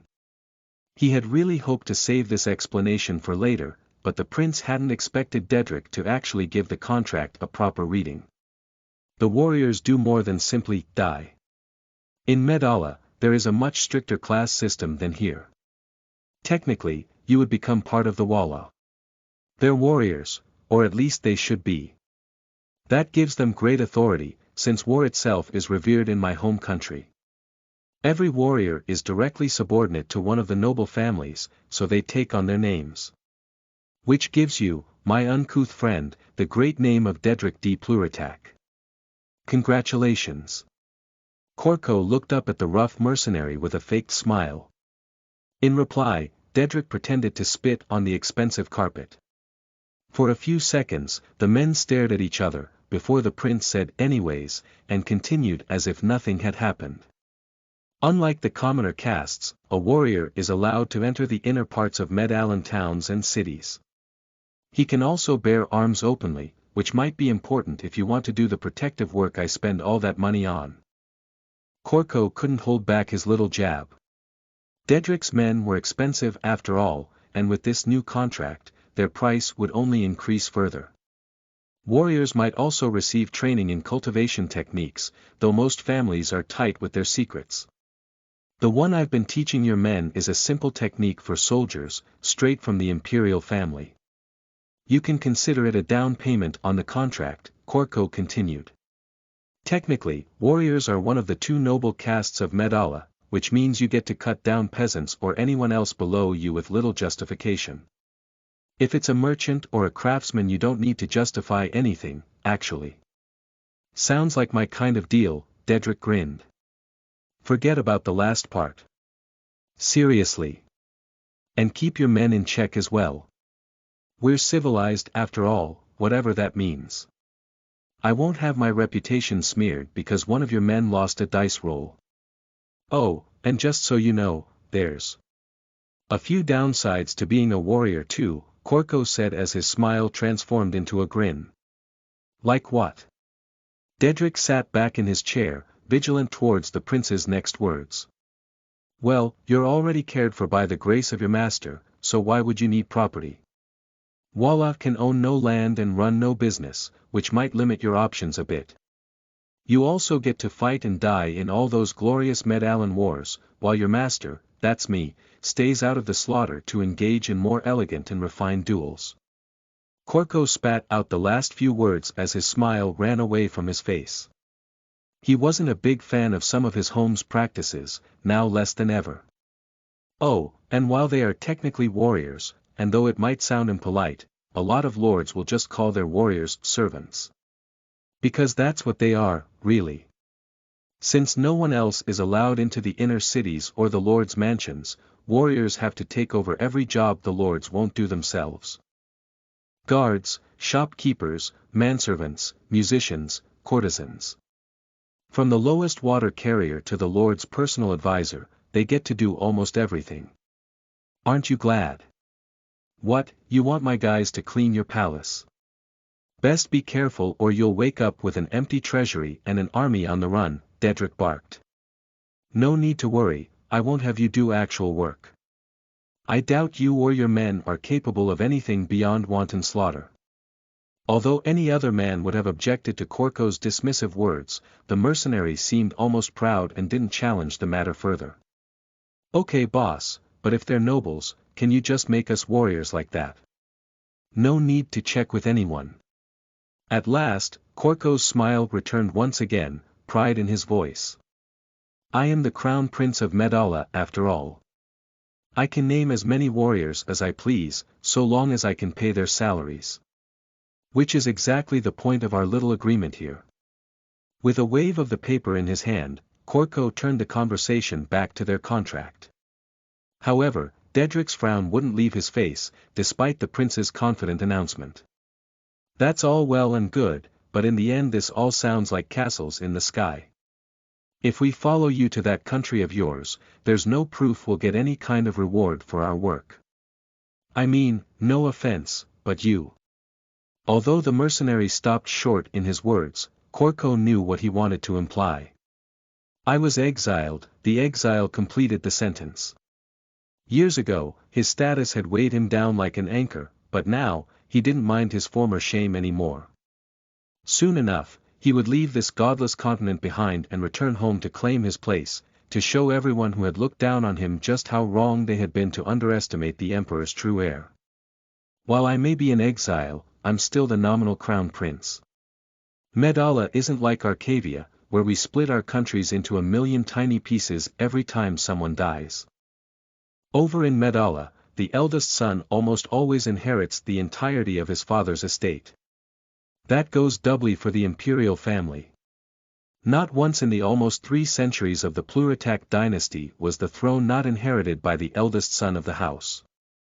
Once the crown prince turns 30 at the latest, it is customary for him to be involved in the day-to-day politics of the palace, to prepare him for his future role as ruler. In 2 years, once our new agreement comes into effect, I will be 20.9, ready to go home and demand my birthright. With enough force to be heard, no one will deny me.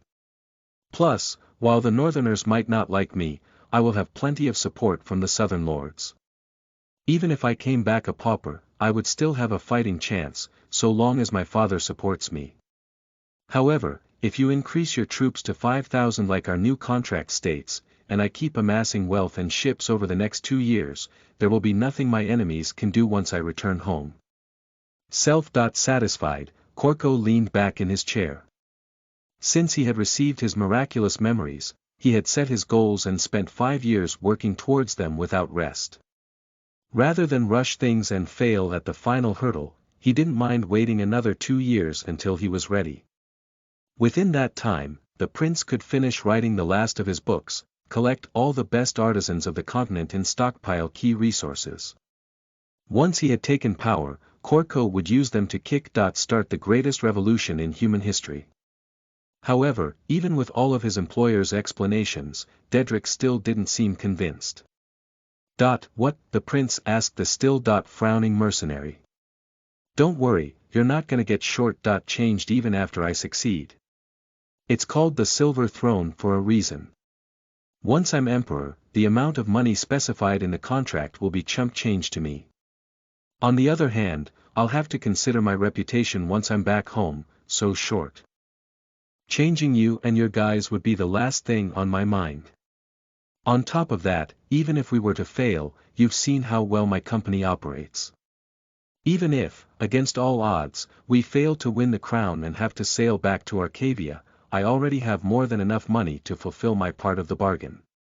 You'll just have to live without the prestige of being a Medallan warrior then. Dedrick thought for a while, before he finally asked the question which had weighed on his mind ever since he had received Prince Corcopeka's offer. That's all well and good, but are you sure this needs to be done? I mean, you could just stay here. You've already carved out a pretty good life for yourself. You've dealt with the Duke too. Since we kicked his ass last year, he hasn't made a single peep. Why risk everything and on an uncertain throne when things are going so well over here? At last Corco understood why Dedrick had hesitated to bring up his concern.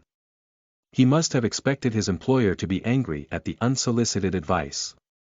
However, the prince had no reason to be annoyed. In the future, he would have to learn to live with some opposition from his subordinates anyways. Thus, Corco took his time to make Dedrick understand why he was wrong. Going well. Have you looked outside recently? The prince raised an eyebrow. You've seen as well as me that the city has turned against us. I mean, for fuck's sake, we've had to board up the windows on the lower floors because people kept throwing them in. Didn't they say you saved the city though? What happened? The mercenary asked. The reaction of the townsfolk must have been a mystery to Dedrick. It wasn't to Corco. People have short memories, even more so if they owe you. In time, they've forgotten just how they survived the Bornish attack 3 years ago. Instead, they only see our wealth, and how we buy up more and more of the city. To them, we are the foreign invaders now, no better than Borna. Not to mention those creepy Jonite reverers who've been coming over from the east. Wealth is the sign of a good person, they say. Corco scoffed. Doesn't that give everyone an excuse to leave morality behind for their own benefits? It's crazy. No wonder public security keeps going down. Still shouldn't have attacked them in the town square like that. Dedrick interjected. In return, Corco rose from his seat and raised his voice to match. I stood up for my beliefs, and I'll continue to do so in the future. I don't care if some people dislike the truth. The people of Etra need a good dose of reality, damn it. And now they hate you, the mercenary concluded with his usual dry voice. At last, the prince calmed down again. After a second of introspection, he continued in a somber tone. Yes, now they hate me. And it won't get any better at this point. I mean, let's face it. I'm not an archivist anyways, which is already close to a death sentence in this time of religious conflict. Both sides assume that I belong to the others, and both sides have a problem with me. A knock on the door interrupted Korko's explanation. Soon after, Brym entered the study. From a precocious brat, his ward had grown into a proper young man over the past few years, although he had retained his chubby physique somehow. Too much sugar, the prince thought. Best leave that stuff in Arcavia, big bro, the stocky merchant said. It's a letter addressed to you. The seal on front looks kinda like your necklace, so I thought it was important. Without a word, Korko took the letter and looked at the front, at the symbol of the triquetra, the official sign of his family. With a swift motion from a dagger on his desk, he opened the seal. The letter unfurled, the prince began to read while he finished up his previous conversation with Dedrick. As for Herak, I don't believe for a second that the guy will stay still. Yes, he may have lost the support of the other Bornish nobles and has taken a heavy hit to his reputation, but he's still one of the richest men in the south. That guy won't give up so fast. Expect a reaction sooner rather than later. No, I won't be any safer here if I stay around. It's best to take whatever I can and prepare. When Korko first began to read the letter written in the language of his home country, he was still focused on finishing his thoughts. However, as he droned on, he began to identify the now unfamiliar script of his former home. Soon after, he also decoded the outrageous contents on the paper in his hands. Confused, the prince's words trailed off, fully focused on the writing. Dedrick, Brym, Arcavia, the prince forgot everything around him as he stared at the letter in his hands. At last, after he had read the words 3 times, enough to erase any misunderstandings, he looked back up, into the worried eyes of his companions. With shaking hands, he tilted the dagger, to see his own ashen complexion within the reflection. After the blade had fallen back down with a clang, the Crown Prince of Medalla explained himself to the men before him. His voice was dull, sapped of all emotions. My father is dead. I need to go home. Chapter 29 What Really Matters. You are listening at novelfull.audio. Korko had never thought much of his father. Although in the past, after the prince had been left in charge of his own dependents for a few years, he had begun to understand the emperor's pains, it was still hard for the prince to forgive the man's actions. Korko had still resented his father for his cowardice and lack of faith. He was convinced. The emperor, with the full power of House Pluritak behind him, would have had the strength to fight back against the evils of Medalla's capital if only he had been determined. With true conviction in his own son's abilities and a willingness to take risks for the benefit of the empire and its people, he would have fought to keep Korko home, rather than send him away, into an uncertain future. His split feelings had spurned the crown prince on all these years. One of his greatest goals had always been to go home and prove his father wrong, show him just how perfect the neglected son would be as ruler of Medalla. And rub it in his brother Amautu's face in the process, him and his vicious mother Spuria. Not only would Korko make up for the shame he had received during his exile some 7 years ago, he would also, at last, get the chance to take revenge on his own mother's killers. Although he didn't know just who had poisoned mother and son back then, with his father's resources and Korko's own knowledge, finding the truth should be an easy feat. Once Korko had learned that his father had died, it had knocked the ground right from under his feet. Everything he had done, everything he had worked for, it all felt hollow from one moment to the next. The fire which had driven him throughout these years had been replaced by a void, burning far more fiercely than his resentment ever had. While Korko was still immersed in his blurred thoughts, a knock on the door interrupted his rambling mind. Even so, rather than react, he still stared at that paper in his hands, at every single letter on the page. Although the words had been written in a very formal and dry manner, the meaning of the letters had made his fall not one bit softer, maybe because he hadn't even managed to hit the ground yet. In his dazed state, he didn't even notice when the door opened and someone entered the room. Only a knock on the desk before him drew his attention and made him look back up, into the illuminated faces of his friends. At the head of the group stood Fidelio, the one whose knock had brought him out of his wallowing. Behind him, Corco found his cousin Atao, his ward Brym and his partner in crime Ronnie, all with worried looks. "What are we going to do, boss?" Fidelio was the first to ask. "That I don't know," the prince answered, exhausted. "Lockies." This time he didn't knock on the desk, he slammed it. Finally, the familiar name brought Corco back from his never-ending tumble. Almost no one outside of Medalla even knew about the name Lockies, let alone what it meant to all of them. As he remembered the bond they shared, the oath they had sworn 5 years back, he realized that in his days, day had turned to night. Only the lamp Brym held in his hand had returned some light into his study. A look outside the window showed Corco a black mirror, and his own apathetic face looking back at him. "How long have I been sitting here?" Lockies asked his friends. "Not that long, only been half a day," Atao answered with a grin, though even he still couldn't hide a tinge of worry in his voice. "Father's dead," Corco said, repeating something all of them knew. Still, it had to be said again, to state the facts. After all, it would change all of their plans from now on. At last, he remembered something he had forgotten, something important. Startled at his realization, Corco shot up, ready to follow up on one of the many confused thoughts he had grasped at while he had been lost, falling in the dark. "Who brought this letter over? Where did the messenger go?" he asked towards Brym, panicked. Now that he had grasped onto a proper thought, he was unwilling to lose another second. "He went away long ago," a timid Brym replied. "He just brought us the letter, asked for pay and left. Since the seal was genuine, I gave him the money and let him go. I thought it was more prudent to bring the message over to you. I followed the man back through the city and asked around a bit. Seems like he was a Bornish sailor. Went back to the harbor after his visit here.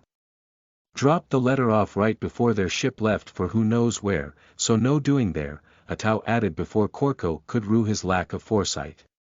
"Perhaps the letter is an elaborate fake." Ronnie tried to pitch. If the letter was fake, all the problems it had caused would turn to smoke as well. Impossible. While everyone else had been focused on their talk, Fidelio had taken a closer look at the document itself. The writing was done with a brush, not a feather quill. On top of that, the writing is in proper Medallion, rather than the new version Lockies has been teaching.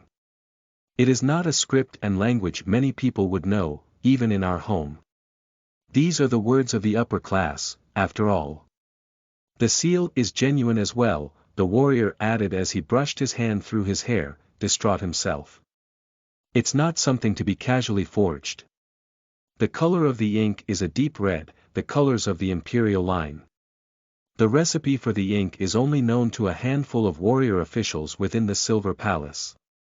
If the letter was faked by anyone, it would have been a member of House Pluritak itself. So if the letter isn't genuine, there is only 2 more possibilities. Emperor Tidu was either dead or in a considerably weakened position when the forgery was done. In either case, we will have to return as soon as possible and act fast before our position within the court becomes any weaker. So. That's it. You'll just leave everything behind and disappear? Brym asked in disbelief. All this time, Corco was still frozen behind his desk, his face covered with the same dreary look as when he had asked his only question, still stuck in a loop of his own thoughts. Even now, he hadn't truly overcome the sudden interruption a piece of paper had caused to his life. However, once the prince had heard the words of his ward, he realized what kind of mistake he had made. Brym sounded angry, and he sounded hurt. All of a sudden, Korko snapped back out of his own lethargic state to see the bigger picture. This wasn't about him alone. It was about everyone around him as well, about his second family. All these years, Korko had been the guiding light they had followed during the night. He couldn't leave them alone in the dark, not now when all of them were lost more than ever, when they needed him the most. As he understood his own importance, the void within his heart was filled again, filled by the duty he still had towards his friends, towards his ward and towards the world. Over the past 5 years, their plans and operations hadn't been about his own petty revenge, not about showing up his father or punishing others. No, their goal had always been greater, much grander than any of them. Rather than indulge in his own misery, at last the prince managed to fight off his selfish feelings and, for once, tried to be the guiding light he had wanted to see in himself. No, Korko said, with strength at last returned to his voice. No, we won't just leave you behind. You will simply have to come with us. But what? What holds you here? Your family is not in this haunted house or in the city that hates us, it's with everyone in this room. Did you forget our goals, the oath we swore? We will change the world, forever. We cannot do this here. You should know that just as well as me. In Arcavia, we have done well so far, but there's only so much a common man can do in a world ruled by monarchs. Every time we grow, you can feel the pressure increase all around us, to cut us back down to size. By now it's become suffocating. Just look outside the window, at the men who will still wait at the street corner, even throughout the night. Maybe this isn't the end, maybe we could have grown some more, but with our lack of status, we would never be in charge of any territory, no matter what we try. Without legitimacy, we could never rule over the people. In the end, any attempt at revolution would be hijacked by those more radical or suffocated by those in power. Even with all the knowledge in the world, we can't change a thing without power.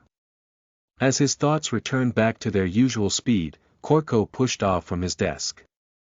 Reanimated, he began to walk around the room, through the rows of his friends.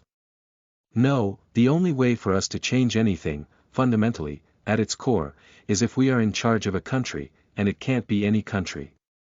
It has to be large and important enough to matter to the rest of the world. For us, Medalla is that country. Don't forget what we have been doing all these years, what we have prepared for. Korko stopped in front of Brym to address him directly. I haven't only taught you maths and science, but language too. You learned Medallan for a reason, as did all the other members of the fast-grade merchant company. All of it was in preparation of this day. Sure, this day has come a bit sooner than we thought, maybe we aren't as prepared as we'd like, but that's just life. Perfect preparation won't ever happen, so we'll have to make the most with our resources. Will a hasty journey not be troublesome? Walking into a throne succession without sufficient planning seems foolhardy. As usual, Ronnie turned out to be the most fretful of them all. There's still time to prepare. We can't go right now anyways, Atau added from the corner of the room. Once people find out that we want to leave for good, there'll be many eager to deal with us, either to kill us out of vengeance or to imprison us for our secrets. I mean, we're still getting regular visits from all the killers of the continent. So even if we travel back now, we can expect some sort of combined fleet of fake pirates to wait for us along the western coastlines to sink or capture our ships. As we are now, we'd never make it back to Medalla. Among other things, I've spent my travels over the last few years to scout out an alternative route, south over the open ocean, and through the Serpent Reefs. But considering the usual summer storms west of Arcavia, we'll have to wait at least 3 months before we can even attempt passage through that route. Insanity. This far out at sea and through treacherous waters. How would we navigate? Ronnie held against. It's not impossible, Korko added.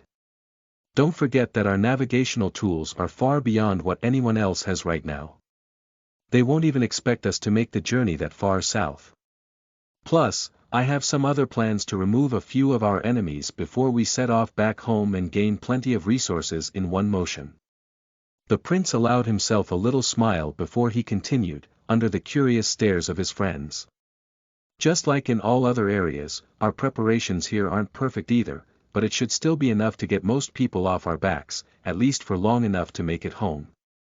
In one fell swoop, we'll get rid of those who seek our secrets, gain enough ships and resources to handle our plans, and we can even deal with our actual enemies on the side. So what is the plan? The Brym asked. His previous insecurity had disappeared as if it had never even existed. Again, Korko's smile widened, in anticipation of things to come. It's a clearance sale. Let's hold an auction. Chapter 30 On the Prowl. You are listening at novelfull.audio. More than once throughout his life, Duke Harak had tried to scale the walls of Etra, to make up for the mistakes of his ancestors and reintegrate the land into his family's kingdom. What strange fate then that at last, he had managed to enter, with his flagship moored in their harbor, unopposed. Once again, Harak had come as a conqueror, but this time it wasn't as a general, and he had left his army at home. Instead, he would bury the city under a mountain of coins, take their greatest treasures and secure the future of Borna. For years, Harak had done his best to accumulate as much wealth as he could. Today, all of his work would pay off when he would use the money to gain what he couldn't take by force. For a good while, Harak had wandered the roads of Etra, unperturbed by the looks he and his Knights Guard received. In truth, the Duke relished in the fear and respect the citizens showed towards him from behind drawn curtains. Although he was surrounded by enemies on all sides, although it would have been easy for the people of Etra to swarm and kill their year-long tormentor, no man along their path showed the courage to act upon his thoughts. This was real power, the strength to win battle before it had begun. After he had basked in the glow of triumph for long enough, Harak had arrived at the goal of his journey, the fast-grade merchant company. With a snort, the Duke read the ostentatious sign atop the entrance.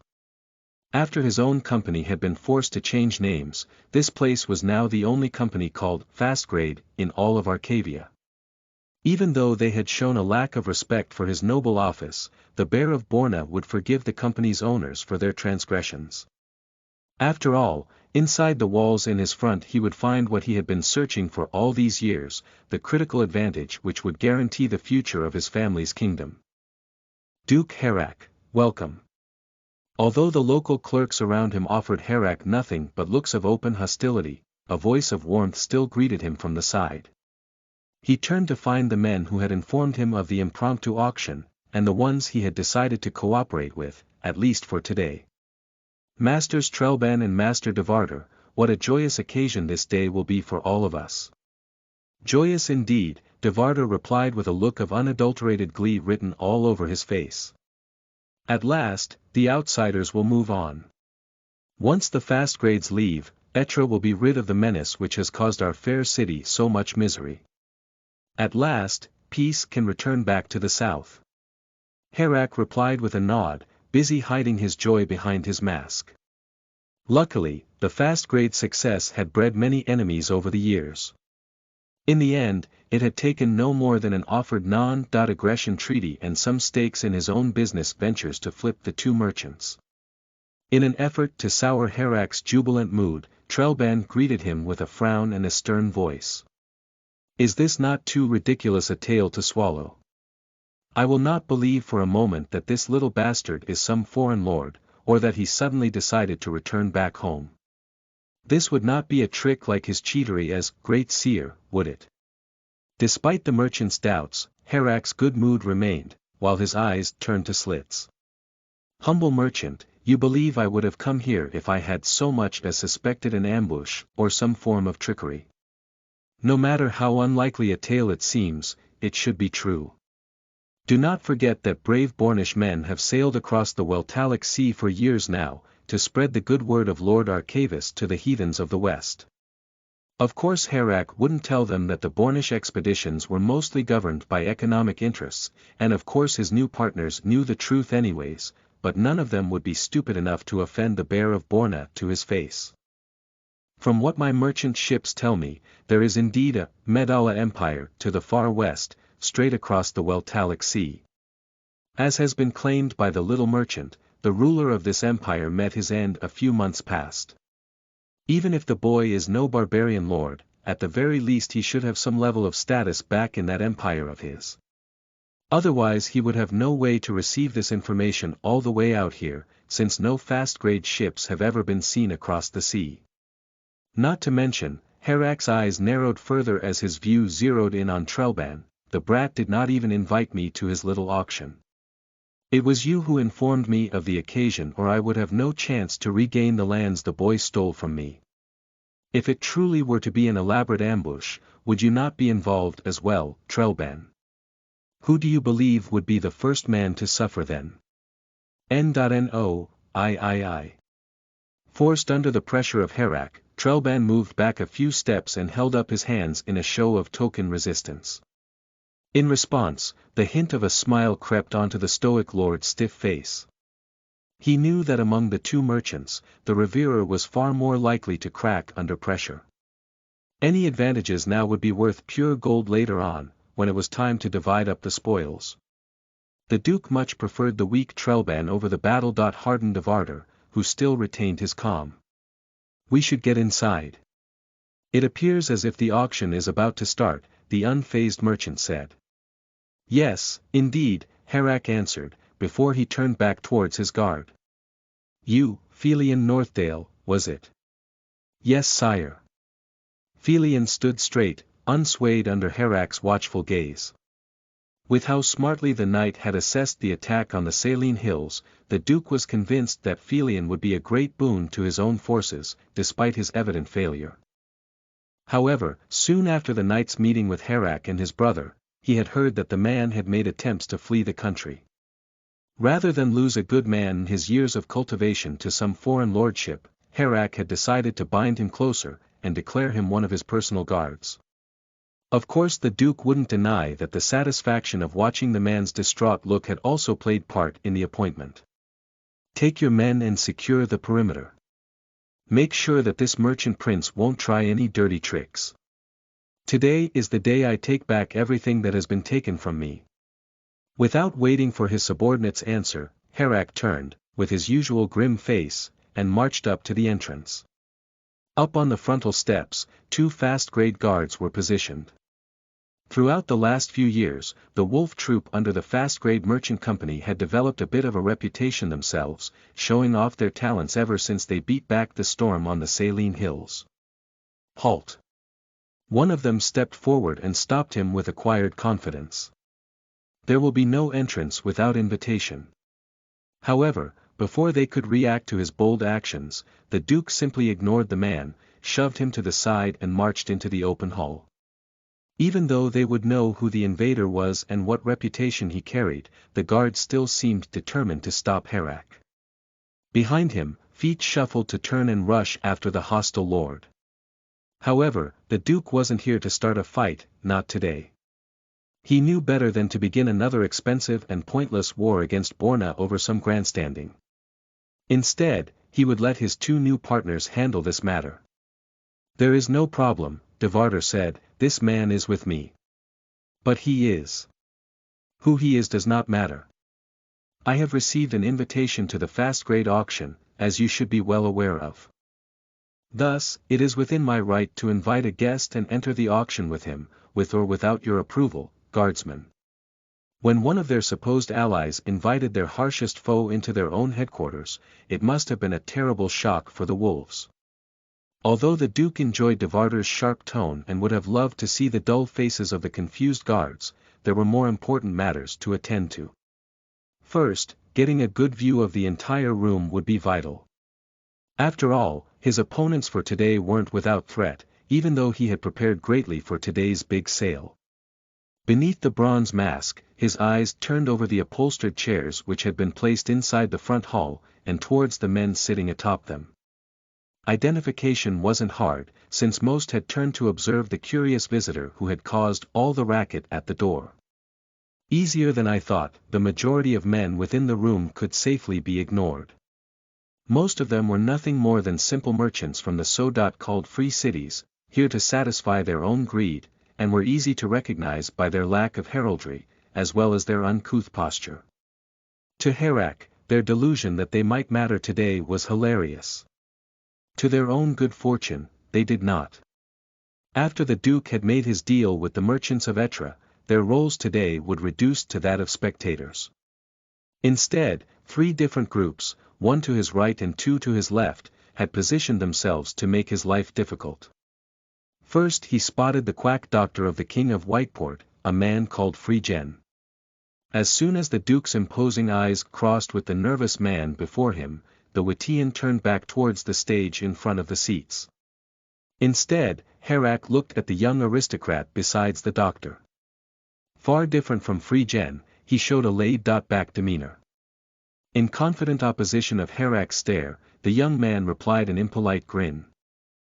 Although the Duke didn't know the man, as the lord of a major port town he knew the seal on the youngster's chest well. He wasn't sure what the kingdom of Enila was doing here, but he would teach the brat some manners as soon as the auction started. At last, his eyes turned to the right, to the man whose stare had been burning a hole through his mask all this time. With clenched fists and narrowed eyes, Hakon of Pedrava, Margrave of Kalya, stared back in frustration. From the reaction, it appeared as if the Kalyans hadn't expected their old enemies of Borna to enter the auction and make things difficult for them. Faced by the aggressive stance, Herak only returned a nod before he took his seat. There was no reason to start trouble here and give the fast-grade brat an excuse to throw him out. Rather, he looked forward to the reaction his unwilling host would show once he saw him. A look around his own seat showed a short stool before him, possibly to rest his legs on, with a piece of paper laid on top. Printed, Herak thought after he had picked it up and inspected the writing. Indeed, the printed letters atop the paper described all the items which would be auctioned off today. Substantial wealth had been accumulated by the fast grades over the past 4 years, and today all of it would be sold off. Not even their own headquarters would be spared. Aside from wagons, donkeys, leftover stock and various land deeds their company held, there were also the 3 crown jewels of the fast-grade merchants, the reason he himself was here. The precious salt mine in the Saline Hills, the method to produce brandy, and, to everyone's surprise, the method to produce sugar. Since his own people had made the travels over to Medalla, Herak had known that the fast-grade sugar hadn't been imported like the merchants had claimed. Instead, he had always suspected that just like their alcohol, they had found a method to make the sugar themselves. However, he had never expected the merchant to reveal his secret. Desperation was more effective than the greatest spies, Herak realized. While the Duke was immersed in the pamphlet, his 2 hosts took their seat to either side of him. Right after everyone had been seated, the door behind them closed with a loud thunk. In anticipation of things to come, everyone's eyes turned towards the front, to the small stage which had been improvised in the back of the hall. From within the inner rooms appeared a young man of portly stature. Brimstock Fastgrade, very much his father's son Diovico the older one also didn't have any self-control when it came to his body. With confident stride, the youngster stepped in front of the illustrious group and began to speak in a smooth voice. Lords and masters from all across Arcavia. The Fastgrade Merchant Company is very fortunate to host such a unique event as today, and glad to call all of you guests. As the youngster's eyes darted over the rows of guests before him, they finally hit the Duke, and halted in their tracks. Though to his credit, the young merchant soon regained his focus, he must have been spooked by the appearance of his great foe. Not only had Herak come, he was also accompanied by Devarder, a nominal ally of the fast-grade merchants. For the first time since his arrival in Etra, the Duke had to repress a wide grin and avoid cracking open his thin skin. He expected it to be his greatest challenge for today. Thus, without any further ado, I am proud to introduce to you, the great seer of Arcavis, master of the fast-grade merchant company and crown prince of the Medalla Empire. Korkapeka Fastgrade. As the youngster stepped to the side to make room for his elder brother, Herak leaned forward in his seat, like a tiger on the prowl. This time, fate had killed the boy's father and reversed their positions. For the first time, it was the merchant who had been forced to move. This time, it would be up to Herak to surprise his merchant foe. He was determined to enjoy it.